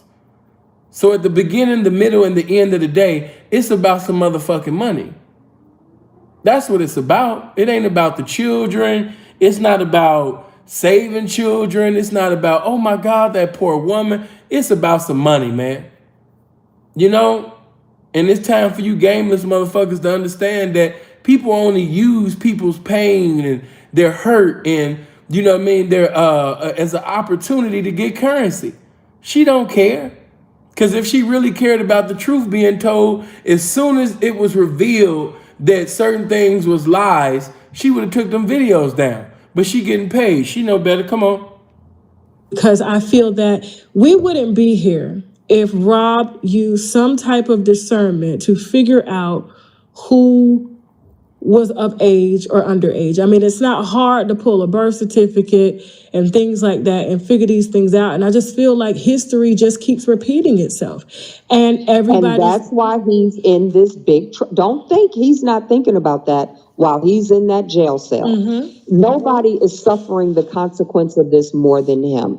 He has lost his career. He has lost everything. So his poor judgment, reckless sexual behavior, he has to confront all of that. And I've written him and told him, this is your Gethsemane, and you've got to look at your behavior that brought you here, the choices that he has made. You're choosing these people, regardless of what the reason. You're choosing them. And what I said to him specifically is, you allowed people in your life that had nothing to offer you, and you lost everything because of it. So they all came up, and he lost everything. You know, it is what it is. Yeah. And I mean, it's just, it's like, there comes a time where you kind of have to stop saying, she's a liar, she's a liar, she's a liar. And all of them have been considered. I told you a minute ago that when a man's dick is alive, he's brain dead. So we've seen people come from the best of universities, had multiple degrees. Some people were basically, you know what I mean, had major positions in life, great careers, beautiful families. But when a man's dick is alive, he's brain dead. And, you know, many times pastors, people who had great positions, even, you know, in different auxiliaries, you know, within the police, you know, I mean, presidents, all kings, great kings presiding over kingdoms. When a man's dick is alive, he's brain dead. You know what I mean? I'm speaking of square. I'm speaking of tricks. You know what I mean? When a man's dick is alive, he's brain dead. It doesn't mean that he's not as an intelligent man or wise man, or he doesn't have, you know, discernment, but he doesn't want to utilize that discernment at that particular time because he has only one thing on his mind. You know what I mean? So you have individuals, you know, just like I told you when Brother Polite was saying that, you know, money is his religion. You know, when you have somebody who's governed by lust, and when you have somebody that's governed by, you know, the green papers that say in God we trust, you have to understand that, you know, no matter how intelligent this individual is, by their goal being some pussy or his goal being some currency, they might find themselves in a correctional facility because they can't manifest their intelligence at the highest degree because their main focus is some twat or to have a lot of money. You know what I'm saying? So just basically just putting some paint where it ain't, saying what most can't. It's not that certain individuals don't have intelligence or the gift of discernment to prevent that, but some people at that particular time allow themselves to be so overcome with either the lust for money or, you know, the lust of the flesh or the pride of life, you know, that they ended up getting destroyed you know what I mean, by the temptations, you know, of this world. So I just had to drop that in, man. The lust of the flesh, the lust of the eyes, the lust of the flesh, and the pride of life. You know, those are always those three things. You know, that if you're not walking in the spirit of God, you know, the lust of the eyes, the lust of the flesh, and the pride of life will sit up there and take you out every time. But come on.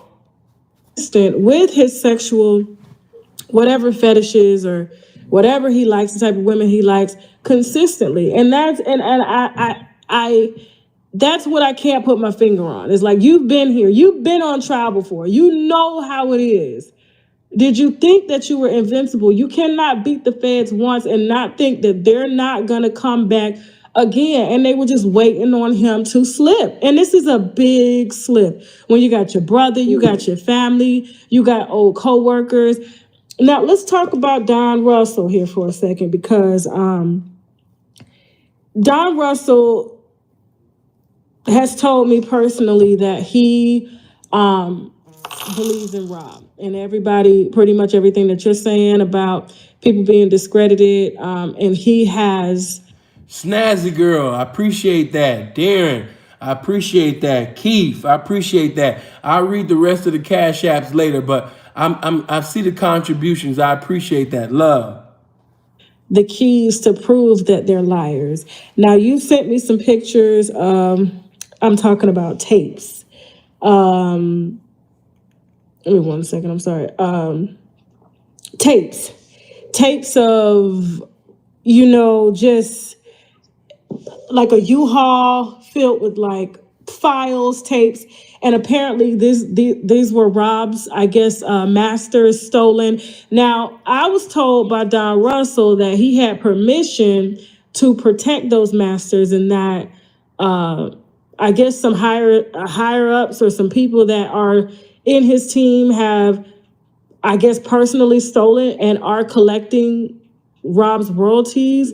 Do you know anything about this?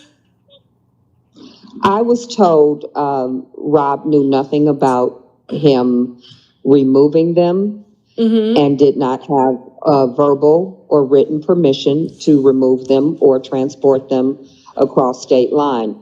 I have documentation, and all of this was sent to Robert and his legal team, that people had contacted Don. No, Don reached out to people to try to sell music. They asked to be put in touch with an intellectual attorney of Rob's because they need to know ownership and who has the copyright to it. Don refused to do that. They were willing to put up $5 million. Don didn't want them to speak to anyone but him. And so the people pulled out because he sent them those pictures, masters of R. Kelly's music in the back of a U-Haul. And that just seemed fraudulent to them. These, some people sent him documentation of corruption within RSK. I sent you a few pages of that where you see contracts from the buffet tour where it shows that Robert was bringing in $500,000. Well, he was given that as a deposit. He post $210,000 per show. The contract was for 40 shows. So Rob would have made $8.4 million just on the buffet alone, and that's not even including things like that. You're breaking up. So I guess his career generated probably no less than 10 million and probably more like 25 million a year. Over a 30-year career, he should have been the first billionaire in the music industry. And yet today, he doesn't own a single piece of property. He has no assets, no art, nothing that you can point to, investments in real estate, investments in restaurants, nothing. He has zero. Where did $1 billion in assets go? This is sad. I want you guys to listen. This is sad. But I want you to understand, for those of you that, in the game, listen, as the scripture says, my people are destroyed for lack of knowledge. And we know that people in the game are being destroyed for their lack of game. By Rob not being able to read, by Rob, like a lot of artists, only being concerned about the music, but not the business side of things. He has been in the industry for over 3 decades, and he should be a billionaire, but he does not have any property. You know what I mean? Like, of course, he's gonna, be comfortable and everything like that, but he's not even halfway where he should be due to the fact of his ignorance. Let that minister to you. If you don't leave with nothing else, remember that. You know what I mean? Remember that. Without this game, you can't do nothing. You can be the most talented individual in the world, but when you don't have the game, you can have a gift in possession, but you can't even be a blessing to yourself without this game. What is the game? The information, the knowledge, the outstanding understanding. As the scripture said, in all thy getting, get understanding. So you can sing, you can play a piano, you can write songs, you can produce, you can do all of that. But if you don't got the game, there will not be any gain, GAIN, in the end. The whole world is an ATM machine, and the PIN number is GAME. Without game, you're not going to gain in life. You can have a gift, you can have, music talents, but you still in need of this game. Come on. To look at, and this is what he had people looking at before all of these allegations came down. You have managers, you have accountants, you have lawyers. What I was told in all of this communication is, Robert has it and the lawyers have it, the bank general manager is his, because You said what about the bank? You said what about the bank general manager? You the cut general out. manager of the general manager of SunTrust Bank in Atlanta froze his account because of suspicious and what he described as fraudulent behavior. And he refused to do anything with that bank account until he met face to face with Mr. Kelly. That's how alarming things were with his money. And so there's been a lot. Just ask yourself that one question. As many hits as he's had, as many hits as he's written for other people, he should be a billionaire. Where's his money? He doesn't own anything. Well, that's funny because that's Don Russell's side of the story that everybody else is taking from him. And people have been, I guess, illegally pulling royalties and collecting his royalty checks and having access to his accounts. But it just seems like this is like,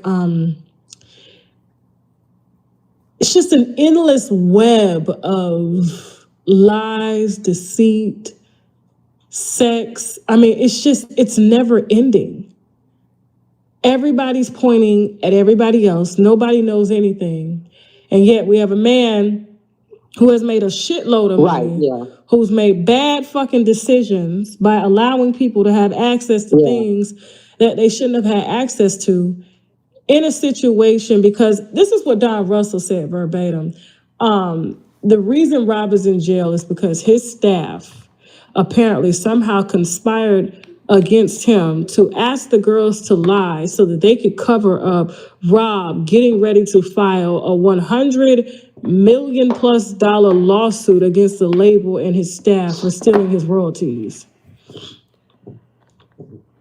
That's what he said.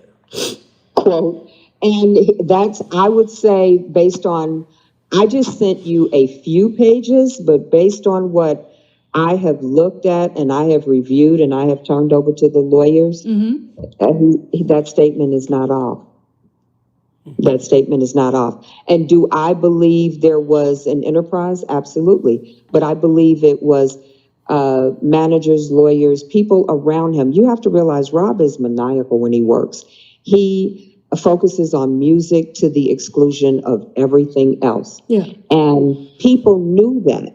They knew all they have to do is, get him in his creative zone which he wakes in and sleeps in.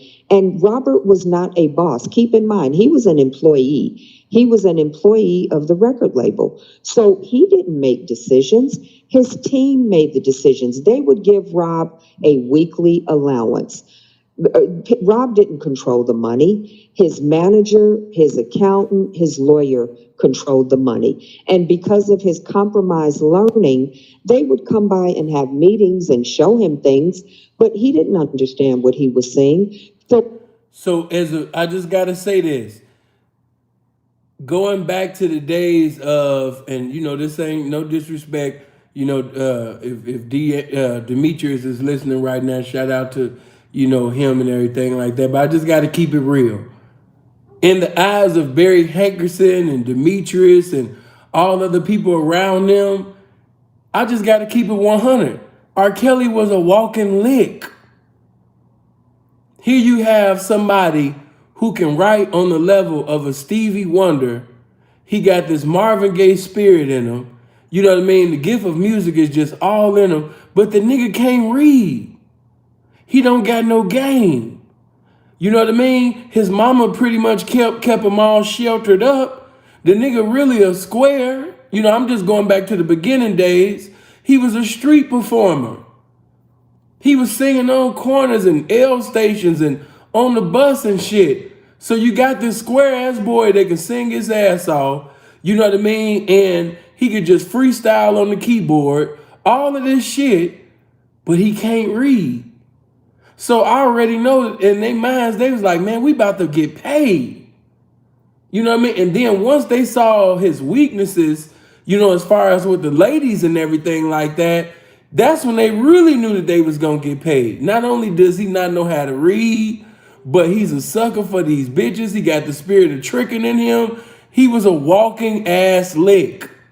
Got love for Rob, got love for Kels, but got to keep that shit all the way 100. Rob was a walking ass lick. He had no game about himself. He was a tricking ass nigga, you understand me, with a fornication demon on him, you know what I mean? And he had no true, authentic friends. Everybody was able to charm and disarm him out of money simply because, you know what I mean, the boy can't read. You know what I mean? So he was a walking lick, especially in them coming up in them 90s, man. You know what I mean? You needed them record labels then. This wasn't the internet days. You know what I mean? So, yeah, Rob was a walking lick.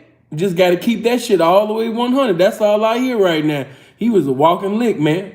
So Barry Hankerson got a lot of his money. I know Barry got a lot of the Aaliyah shit. I think he got all of the Aaliyah shit. That age ain't nothing but a number. I know that Barry should have the masters to that.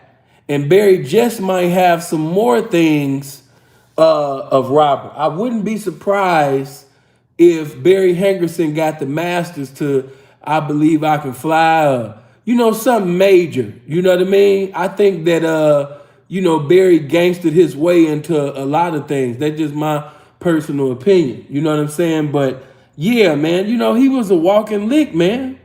This is what happened when you only just concerned about the music part and not the business. Was he easy to calm? Yes. Because you show somebody a spreadsheet, they don't know what they're reading. And you tell them, this is how much money you have. This is what we're putting it on. This is what we're using it for.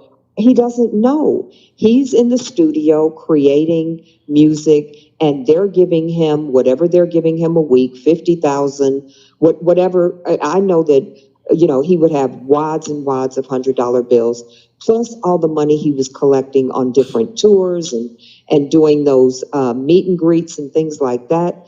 The money was just flowing endlessly and effortlessly. So he had no way to keep up with that and write the hits that he did. And remember, he come from the west side of Chicago. Those that's from the Chi, just imagine a nigga coming from the west side of Chicago, never having nothing. If somebody give you 100 racks, or they giving you an allowance and they giving you hundreds of thousands or $50,000, $60,000 here, you like, man, you know what I mean? Of course you don't think you getting cheated. You know what I mean? Yeah, man, this was a walking lick. Come on. He trusted other people to do that, and everybody got greedy and had their hand in the cookie jar. So, did people bring girls around? If you look at every female, someone brought them in. They had the fake ID, and all of them went to Susan Loggins. That's not a coincidence. And the payoff, Demetrius said, they split the money and they cut me out. It's not a secret it was going on. Robert just got wind of it in 2016 when the bank president or general manager said, I need to speak with Mr. Kelly. There's too much going on. That's when all shit hit the fan. And so that's when the process began. Were they bringing females in? Of course. Stop and think about it. Here's someone that already has something on the books. You bring a female in, she has fake ID, he's forced him to cut a check, and now you split the check 3-4 ways. It's easy money. Easy money. Of course he wants to keep it out of the press. So what about all these $250,000 settlements? Like, that was the number. Yeah, because if you who brought the females in? You have a party, this one gets in, this one gets in. You meet this one on the tour. Somebody gives this one a number. They bring them around. Did you check ID? Yeah. I heard from everybody around him that, they checked ID. Bruce told me that there were files and files of copies of people's ID and confidentiality statements that they signed. So there was a checks and balance. But if you've got, the common denominator was people felt Rob didn't pay them enough and they felt that he didn't treat them well. If you listen to these employees, all of them say that. So they felt, I'm going to get money one way or the other. You bring a female in, she has a fake ID, he has sex. Now, months later, oops, she's underage. We want to keep this out of the press. Of course he wants to keep it out of the press because he's already got those previous things and this will bury him. So he'll cut a $250,000 check to save losing millions in terms of music that he can do. It's just the cost of doing business. And every rich, successful, powerful man pays people off and in confidentiality statements and in stuff like this all the time because it's cheaper to pay it off than it is to fight it. But it's interesting that Don Russell kind of knew all this, and yet he's floating around having GoFundMe fundraisers, as well as trying to sell off, and I gotta say allegedly, Rob's masters under the table. Well, he had some music on hard drives that he had. The masters, I think he couldn't do anything with because though I believe those are still owned by Sony. Anything that's in master format is owned by the record label, but there were hard drives that he claims were stolen from his vehicle, and all of a sudden that's missing. But we're hearing all this unreleased music all over the internet. So all of it's going to be looked into, all of it's going to be investigated, and, people will be dealt with. Okay. So you do feel like this is a cover-up to keep them from being possibly charged for money laundering and stealing Rob's money? I believe there's so much in this gumbo of chaos. It boggles the mind. Everywhere I look, I see theft, I see corruption, I see con. I mean, there isn't a spot. I'm looking everywhere and I'm like, okay, this person is a con, this person is a liar, this person is a thief. Like, where are the honest people? Robert did not vet people. And I can't tell you how many times I've written him and said that. You did not vet people. And what should have happened is he should have had a human resources director in place that hired people, that looked into people's background. He didn't do that. And it started with Barry Hankerson, but on the surface, Barry Hankerson looked legit. He was managing Gladys Knight, married to her, managing the Winans, but he's been sued by so many people for misappropriation of money. How is it that he owns all of Aaliyah's music and her estate, which is her mother and brother, don't own anything? Ask yourself that question. That tells you who the man is. Then we go to Daryl McDavid. He was a banker who got a job with Rob as an accountant.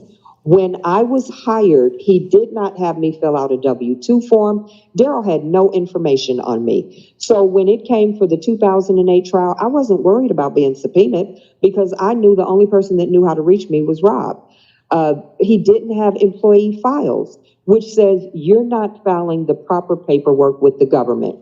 Yet he owns a upscale Mexican restaurant in the heart of downtown Chicago.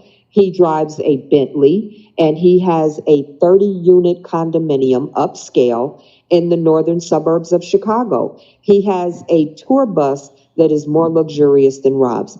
How is it that your accountant is living better than you? Daryl McDavid has a ton of assets. Rob has none. Does that make sense? No. It doesn't make sense at all. And it sounds like,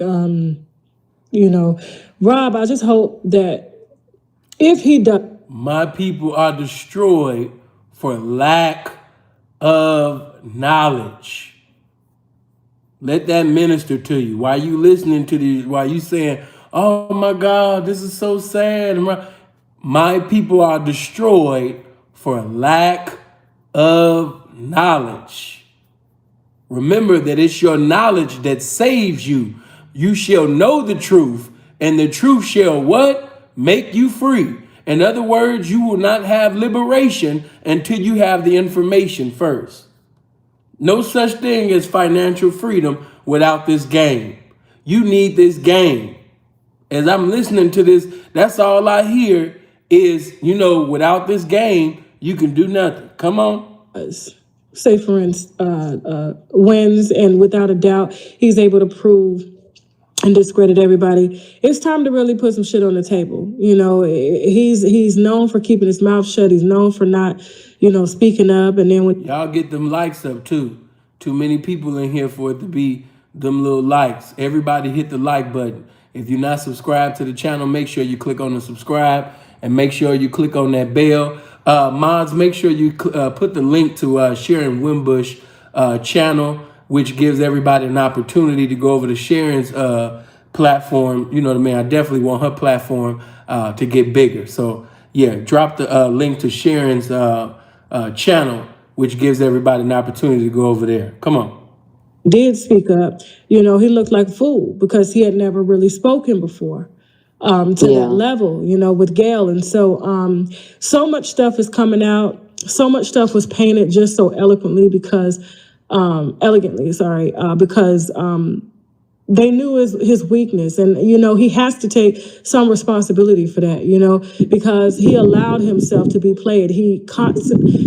For him not educating himself on the various aspects of business because all he wanted to do was make music, you had to know that you were going to be surrounded by some people who were not going to have your best interest at heart simply because of the level of money you were bringing in. And he was a creature of habit. Now, that's something that I did hear. It was easy to predict where he was going, what he was doing, and how he was doing it. So while they, could have been out doing God knows whatever, he wouldn't have known. Exactly. So, it absolutely is his responsibility because he's the one that's paying the price. Robert, I'm certain, felt very insecure with his learning disability. And I think that's why he channeled all of his energy into music. I believe maybe as a child, his teachers told him he was stupid, he was dumb, because he's, to me, with all that money, you should have had a tutor. You should have had somebody educating you. I mean, hell, even the guy from Mission Impossible, what's his name? I can't think of his name. Couldn't tell him. He has dyslexia. Couldn't really read. But I think Robert was. Yeah, I think Robert was very insecure about that. Didn't want, there's shame attached to that. And I think what he did was channel all of. See, neither one of them, they not from Chicago. If you can't read, do you know you about to get roasted? Yeah, if you can't read, man, you about to get roasted like a motherfucker, man. The worst city to be in and you cannot read is to be in the city of Chicago, the city of the roasters. Because once it get out that your ass can't read, you understand me? Niggas is about to sit up there and talk about your ass till the spirit of suicide come minister to you. You know what I mean? So I know that Kels got roasted in grammar school or high school, or within the community. He done heard some very harsh things, within his childhood that rewind and played in his mind, throughout his life. You know what I mean? Because if you can't read, I could just imagine the jokes. The jokes would have been in the heavens. You know what I mean? Coming from the schools I came from, man, you getting roasted. Ain't nobody giving it, oh man, we feeling, man, the kids is not gonna feel sorry for you. I'm just keeping it real. Chicago is the worst city to be in, and you cannot read and you go to school. I'm telling you now, you're getting roasted. Your ass getting roasted. Energy into music, and people started telling him he's a genius, which he is, and he felt this is enough to carry me. And unfortunately, he wasn't as street savvy and having discernment when it came to picking people, or just he didn't know to look into people's backgrounds. You only know what you know. He did not graduate from Kenwood. I think as far as he went was sophomore year maybe, and he would just go back and work with Lena McLean and work on his music because that was his passion. That's what he loved. So it's, as much as I want to say what he should have and could have done, I recognize that based on the environment that he was born into and he was raised into, he did the best that he could. And he's dealing with the consequences of all of his choices. And I support him. I love him unconditionally. And I'm doing everything I can to help him. Okay. Has he written you back? He has, yeah. Okay. And he speaks to me through the lawyers and through Keith. Okay, perfect. Is there anything else you want to add before we close? People have to understand, he can't read on top tier level or really on a high school level.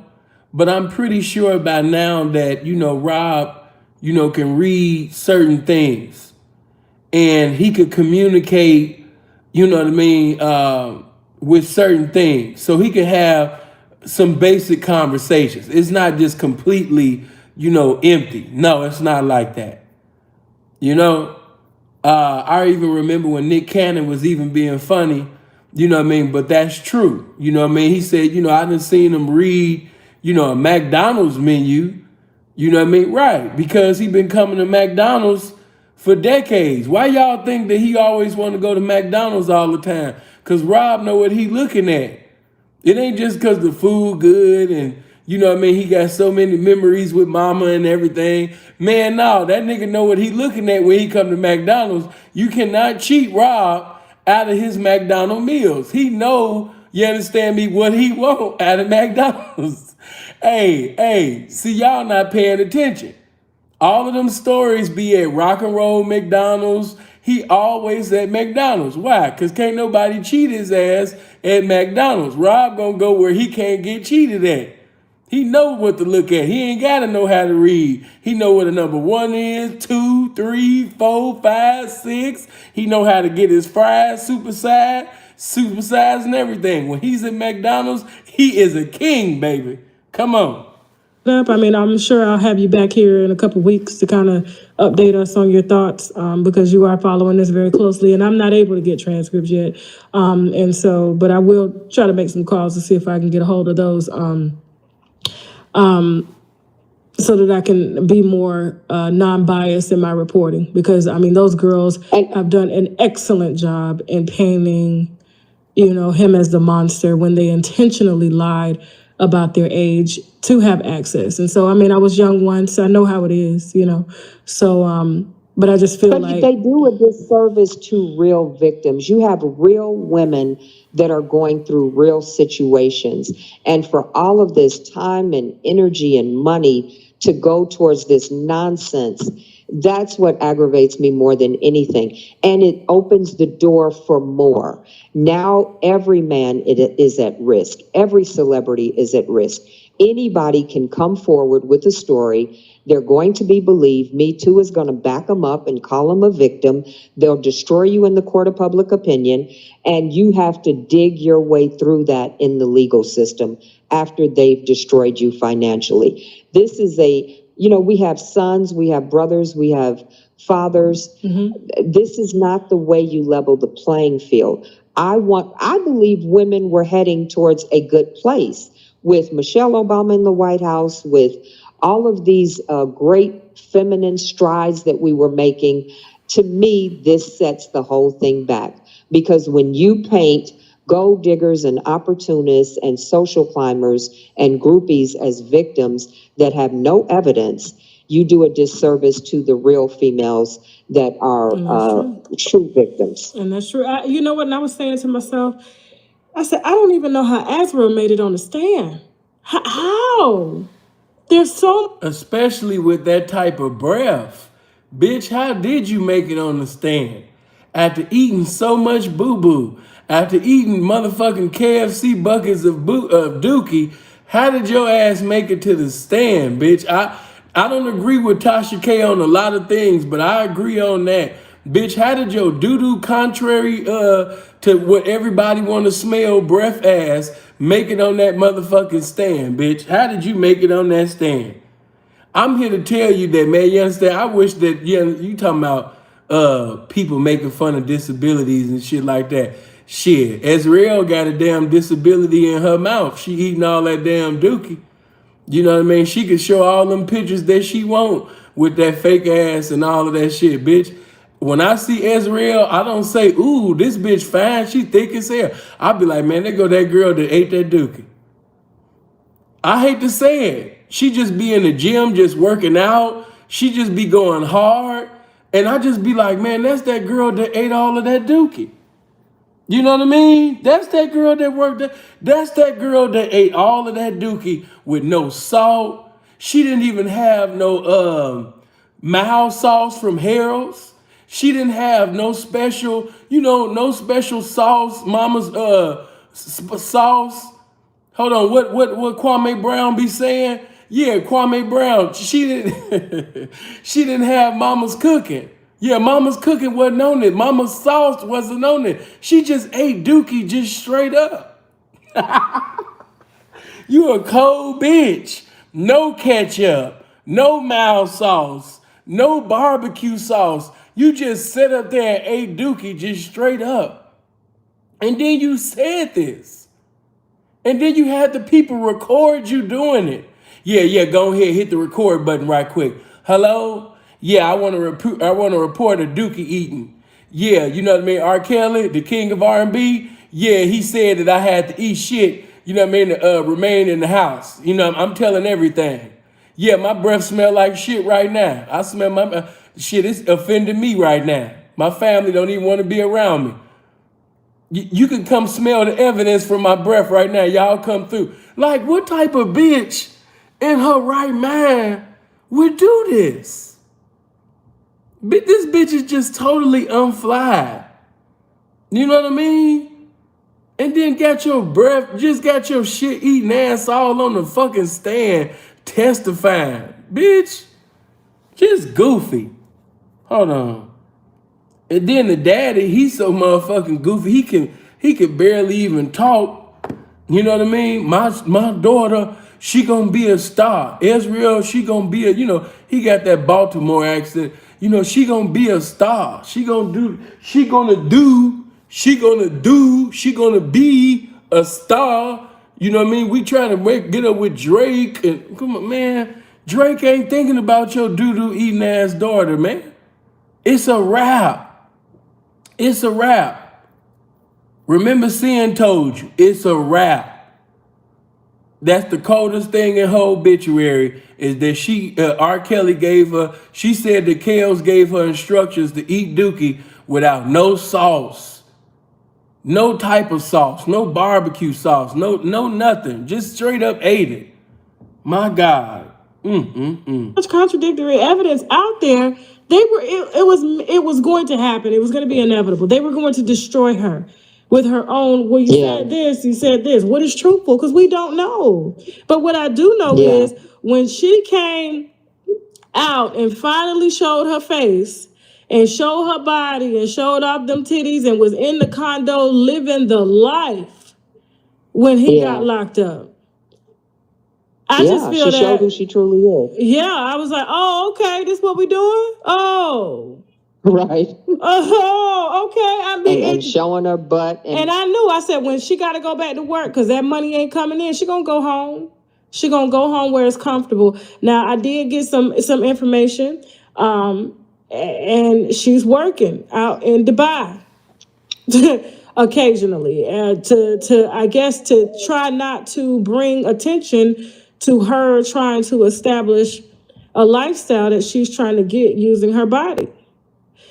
So she's an international dookie eater. She's not just cross country. She's international with it. Okay, I hear you. Come on. And one of her friends who went out there with her kind of put her on blast, and I'll be talking to him soon about her ways. And so AdamandEve.com. God damn, every time the shit get good, this bitch got these weird ass commercials and shit. That's when dude gonna get on, I went down on this one chick and the Yanni. Like, nigga, don't nobody wanna hear that shit. But I understand she gotta pay the bills. Hold on. I wanna get back to Tasha and Sharron. Hold on. That nigga said, and the Yanni. I never liked the way he said it. I was like, this brother got a spirit and the Yanni. For 10% off your first order. And thank you for your willingness to hear another side of the issue.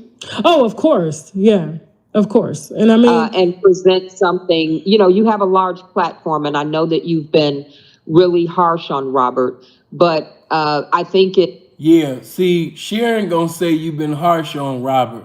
And she's very eloquent in speech, and she's beautiful and things like that. And she's a classy, egotistical, intelligent, articulate, woman. Me, on the other hand, I'ma speak in the vernacular of simplicity and honesty to you. Yeah, bitch, you was lying on Rob.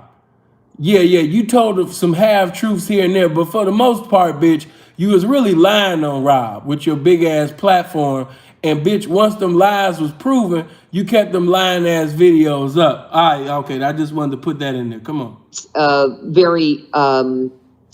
It shows growth that you're willing to at least hear what others have to say on this subject. Because I've heard your commentary, and I'm very clear on your viewpoint. Yeah. But it is the responsibility of a journalist to present an unbiased view and let everybody present their information and try to be as fair as possible, but most importantly, follow the law. So I thank you for having me on, and I thank you for listening to me praise him, and I know that probably didn't sit well with you. No, I mean, I'm not, can you hear me? If I was bothered by it, I wouldn't have asked you to come on the platform. Yes. I'm not so close-minded to where I cannot respect someone else's point of view. Now, like I said, I do feel, and I stand in that a lot of this is on him, because you have to be able to have some type of discernment to tell who's young and who's not young. And when women aren't fully developed mentally, guess what? They lie. They do whatever they got to do because they think that this is what life is about. You know what I'm saying? And so I do feel like, he is in this situation because of him. And the only person that's going to be able to get him out is him. Now, if, like I said, he does get off, he will be getting a full apology from me on this platform. However, I will be very... And will you take them lying ass videos if he's proven to be innocent? If you know what I mean? Will you do that? Yeah, the bitch ain't say that. She just gonna apologize, but bitch still gonna get her money. Oh, trifling ass. Come on. Very stern about his choices, and he has to seek some type of sexual addiction counseling, because if not, he's going to be right back. because everybody knows he's vulnerable. And let me say this, he doesn't turn I don't see where he's turned anyone away. I don't see where he just focuses on one age group. I think he has sex with women in their 50s, their 40s, their 30s. It's just the media focuses on the ones that appear to bring the salacious news. But I haven't seen where Robert discriminates. And that is... Yes, that is correct. You know what I mean? They only want to focus on that to support their narrative. Come on. Being, having a sexual addiction. And he knows what he has to deal with. And he's the one that has suffered the consequences of this. So we'll wrap it up, but I really do appreciate you coming on and sharing your side and what you know to be facts. And I definitely will be having you back here on. Okay. I appreciate, man, everybody for listening and things like that. You know what I mean? Up in here. But it was just good to hear, finally, man, somebody, that's an informative representative on Rob's side get the opportunity, to speak the truth. As a matter of fact, because I know that she got a lot of more information concerning supporting Rob, and I know we definitely got some authentic, R. Kelly fans and supporters up in here right now, because there's so many people that's on YouTube. As you guys know, my content, I'm not known for basically just, putting out content for Rob, but the individuals that I'm speaking on who pretty much have created channels and built their channels off of content concerning Rob. And I'm not saying all of them, because you got some cool ones, but some people been making money, off of Rob saying, yeah, R. Kelly said, do this, y'all. He said, do this, y'all. And telling people to send money, and they reaping the benefits. They sitting over there, charming and disarming R. Kelly fans out of money, and you would think that you supporting Rob when you really supporting, a motherfucking scammer, So I want to ask Sharron. Sharron, did you want the opportunity to speak to the people and give out some information so they can support you or they can support Rob? Would you like to call in and speak to the people? Did you just have a little time? Let me know. Because if you got some time right now, I'll give you, okay. Okay, well, let me do this.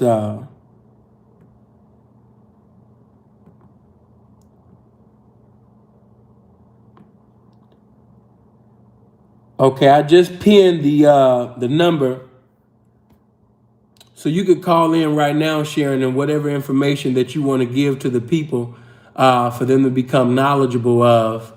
You know what I mean? You got the platform, 702-800-9473. That is 702-800-9473. I pinned it in the comment section. You got the floor to educate the people. Didn't she do great? I'm proud of her. That was the first thing. Is there a link? No, I don't have it on StreamYard. I just got it connected to the phone. And don't worry, I'm not, anybody that know me, Sin ain't gonna call none of y'all. I don't do that. But if you wanted to call in and speak to the people, because that's the number that I usually give to the people to call in, you can basically call in right now. I asked, she did, very eloquent. Yeah, she did. She represented very well. And now that you finally, heard somebody that spoke so nice, spoke so eloquent, spoke so fluent, and then spoke, with evidence to back up what they were saying, giving confirmation to the information that they was conveying, you have to respect it. Can't call, my phone is charged. Okay. Well, do you have any information that you can post within the comment section right now, and I can pin that right now. You can write in the comment section. So whatever account that you have, because I remember on one of the hold on for a minute.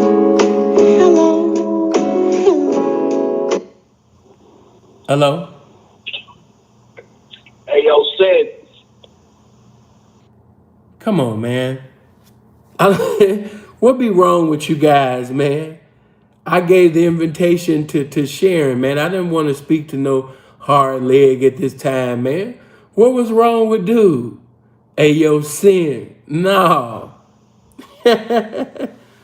What's wrong with him, man? You know, straight up goofy. Straight up and down. A Harvard University elite doctoral degree having goofy. Like, nigga, I didn't tell you to call me. I don't want to talk to you, goofy. No, I gave Sharron the opportunity to support whatever she had going on. I ain't trying to talk to no nigga right now, man. Nah, what he doing? Ayo Sin. Like, no, ain't no Ayo Sin. What? What's wrong with that, man? Y'all get your boy, man. What's wrong with your boy? Okay, hold on.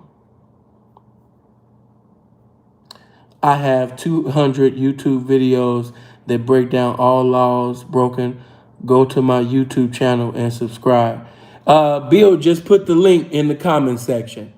So that's what everybody can do. And whenever Sharron goes live, you can hear her speak. Whenever she goes live, if you just click on the subscribe button and you click on the bell, you'll get a notification. Okay, Silence said he subbed.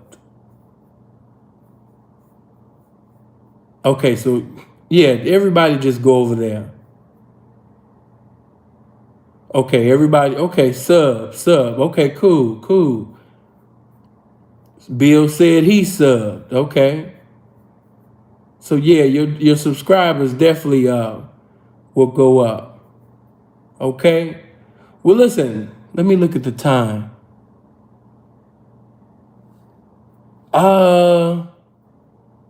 I got some things to do, but you know what? If I can, y'all, if y'all gonna be up later on, I might just come back 2 or 3 o'clock EST and kick some game with y'all. You know what I'm saying? Did you want me to come back at 2 or 3 in the morning? EST, and we can kick some game? Let me know if you're gonna be up now. If you're gonna be in the bed now, if you gotta go to sleep, let me know. If I can come back, yeah, we'll do that. But once again, thank you, Sharron. We appreciate you. We got so much love for you. And we thank God, you know what I mean, for using you as a vessel to speak on the behalf of Rob. Make sure you hit the like button. Make sure you hit the subscribe, the bell. I hope you guys live as long as you want and never want as long as you live. Y'all stay blessed. Love.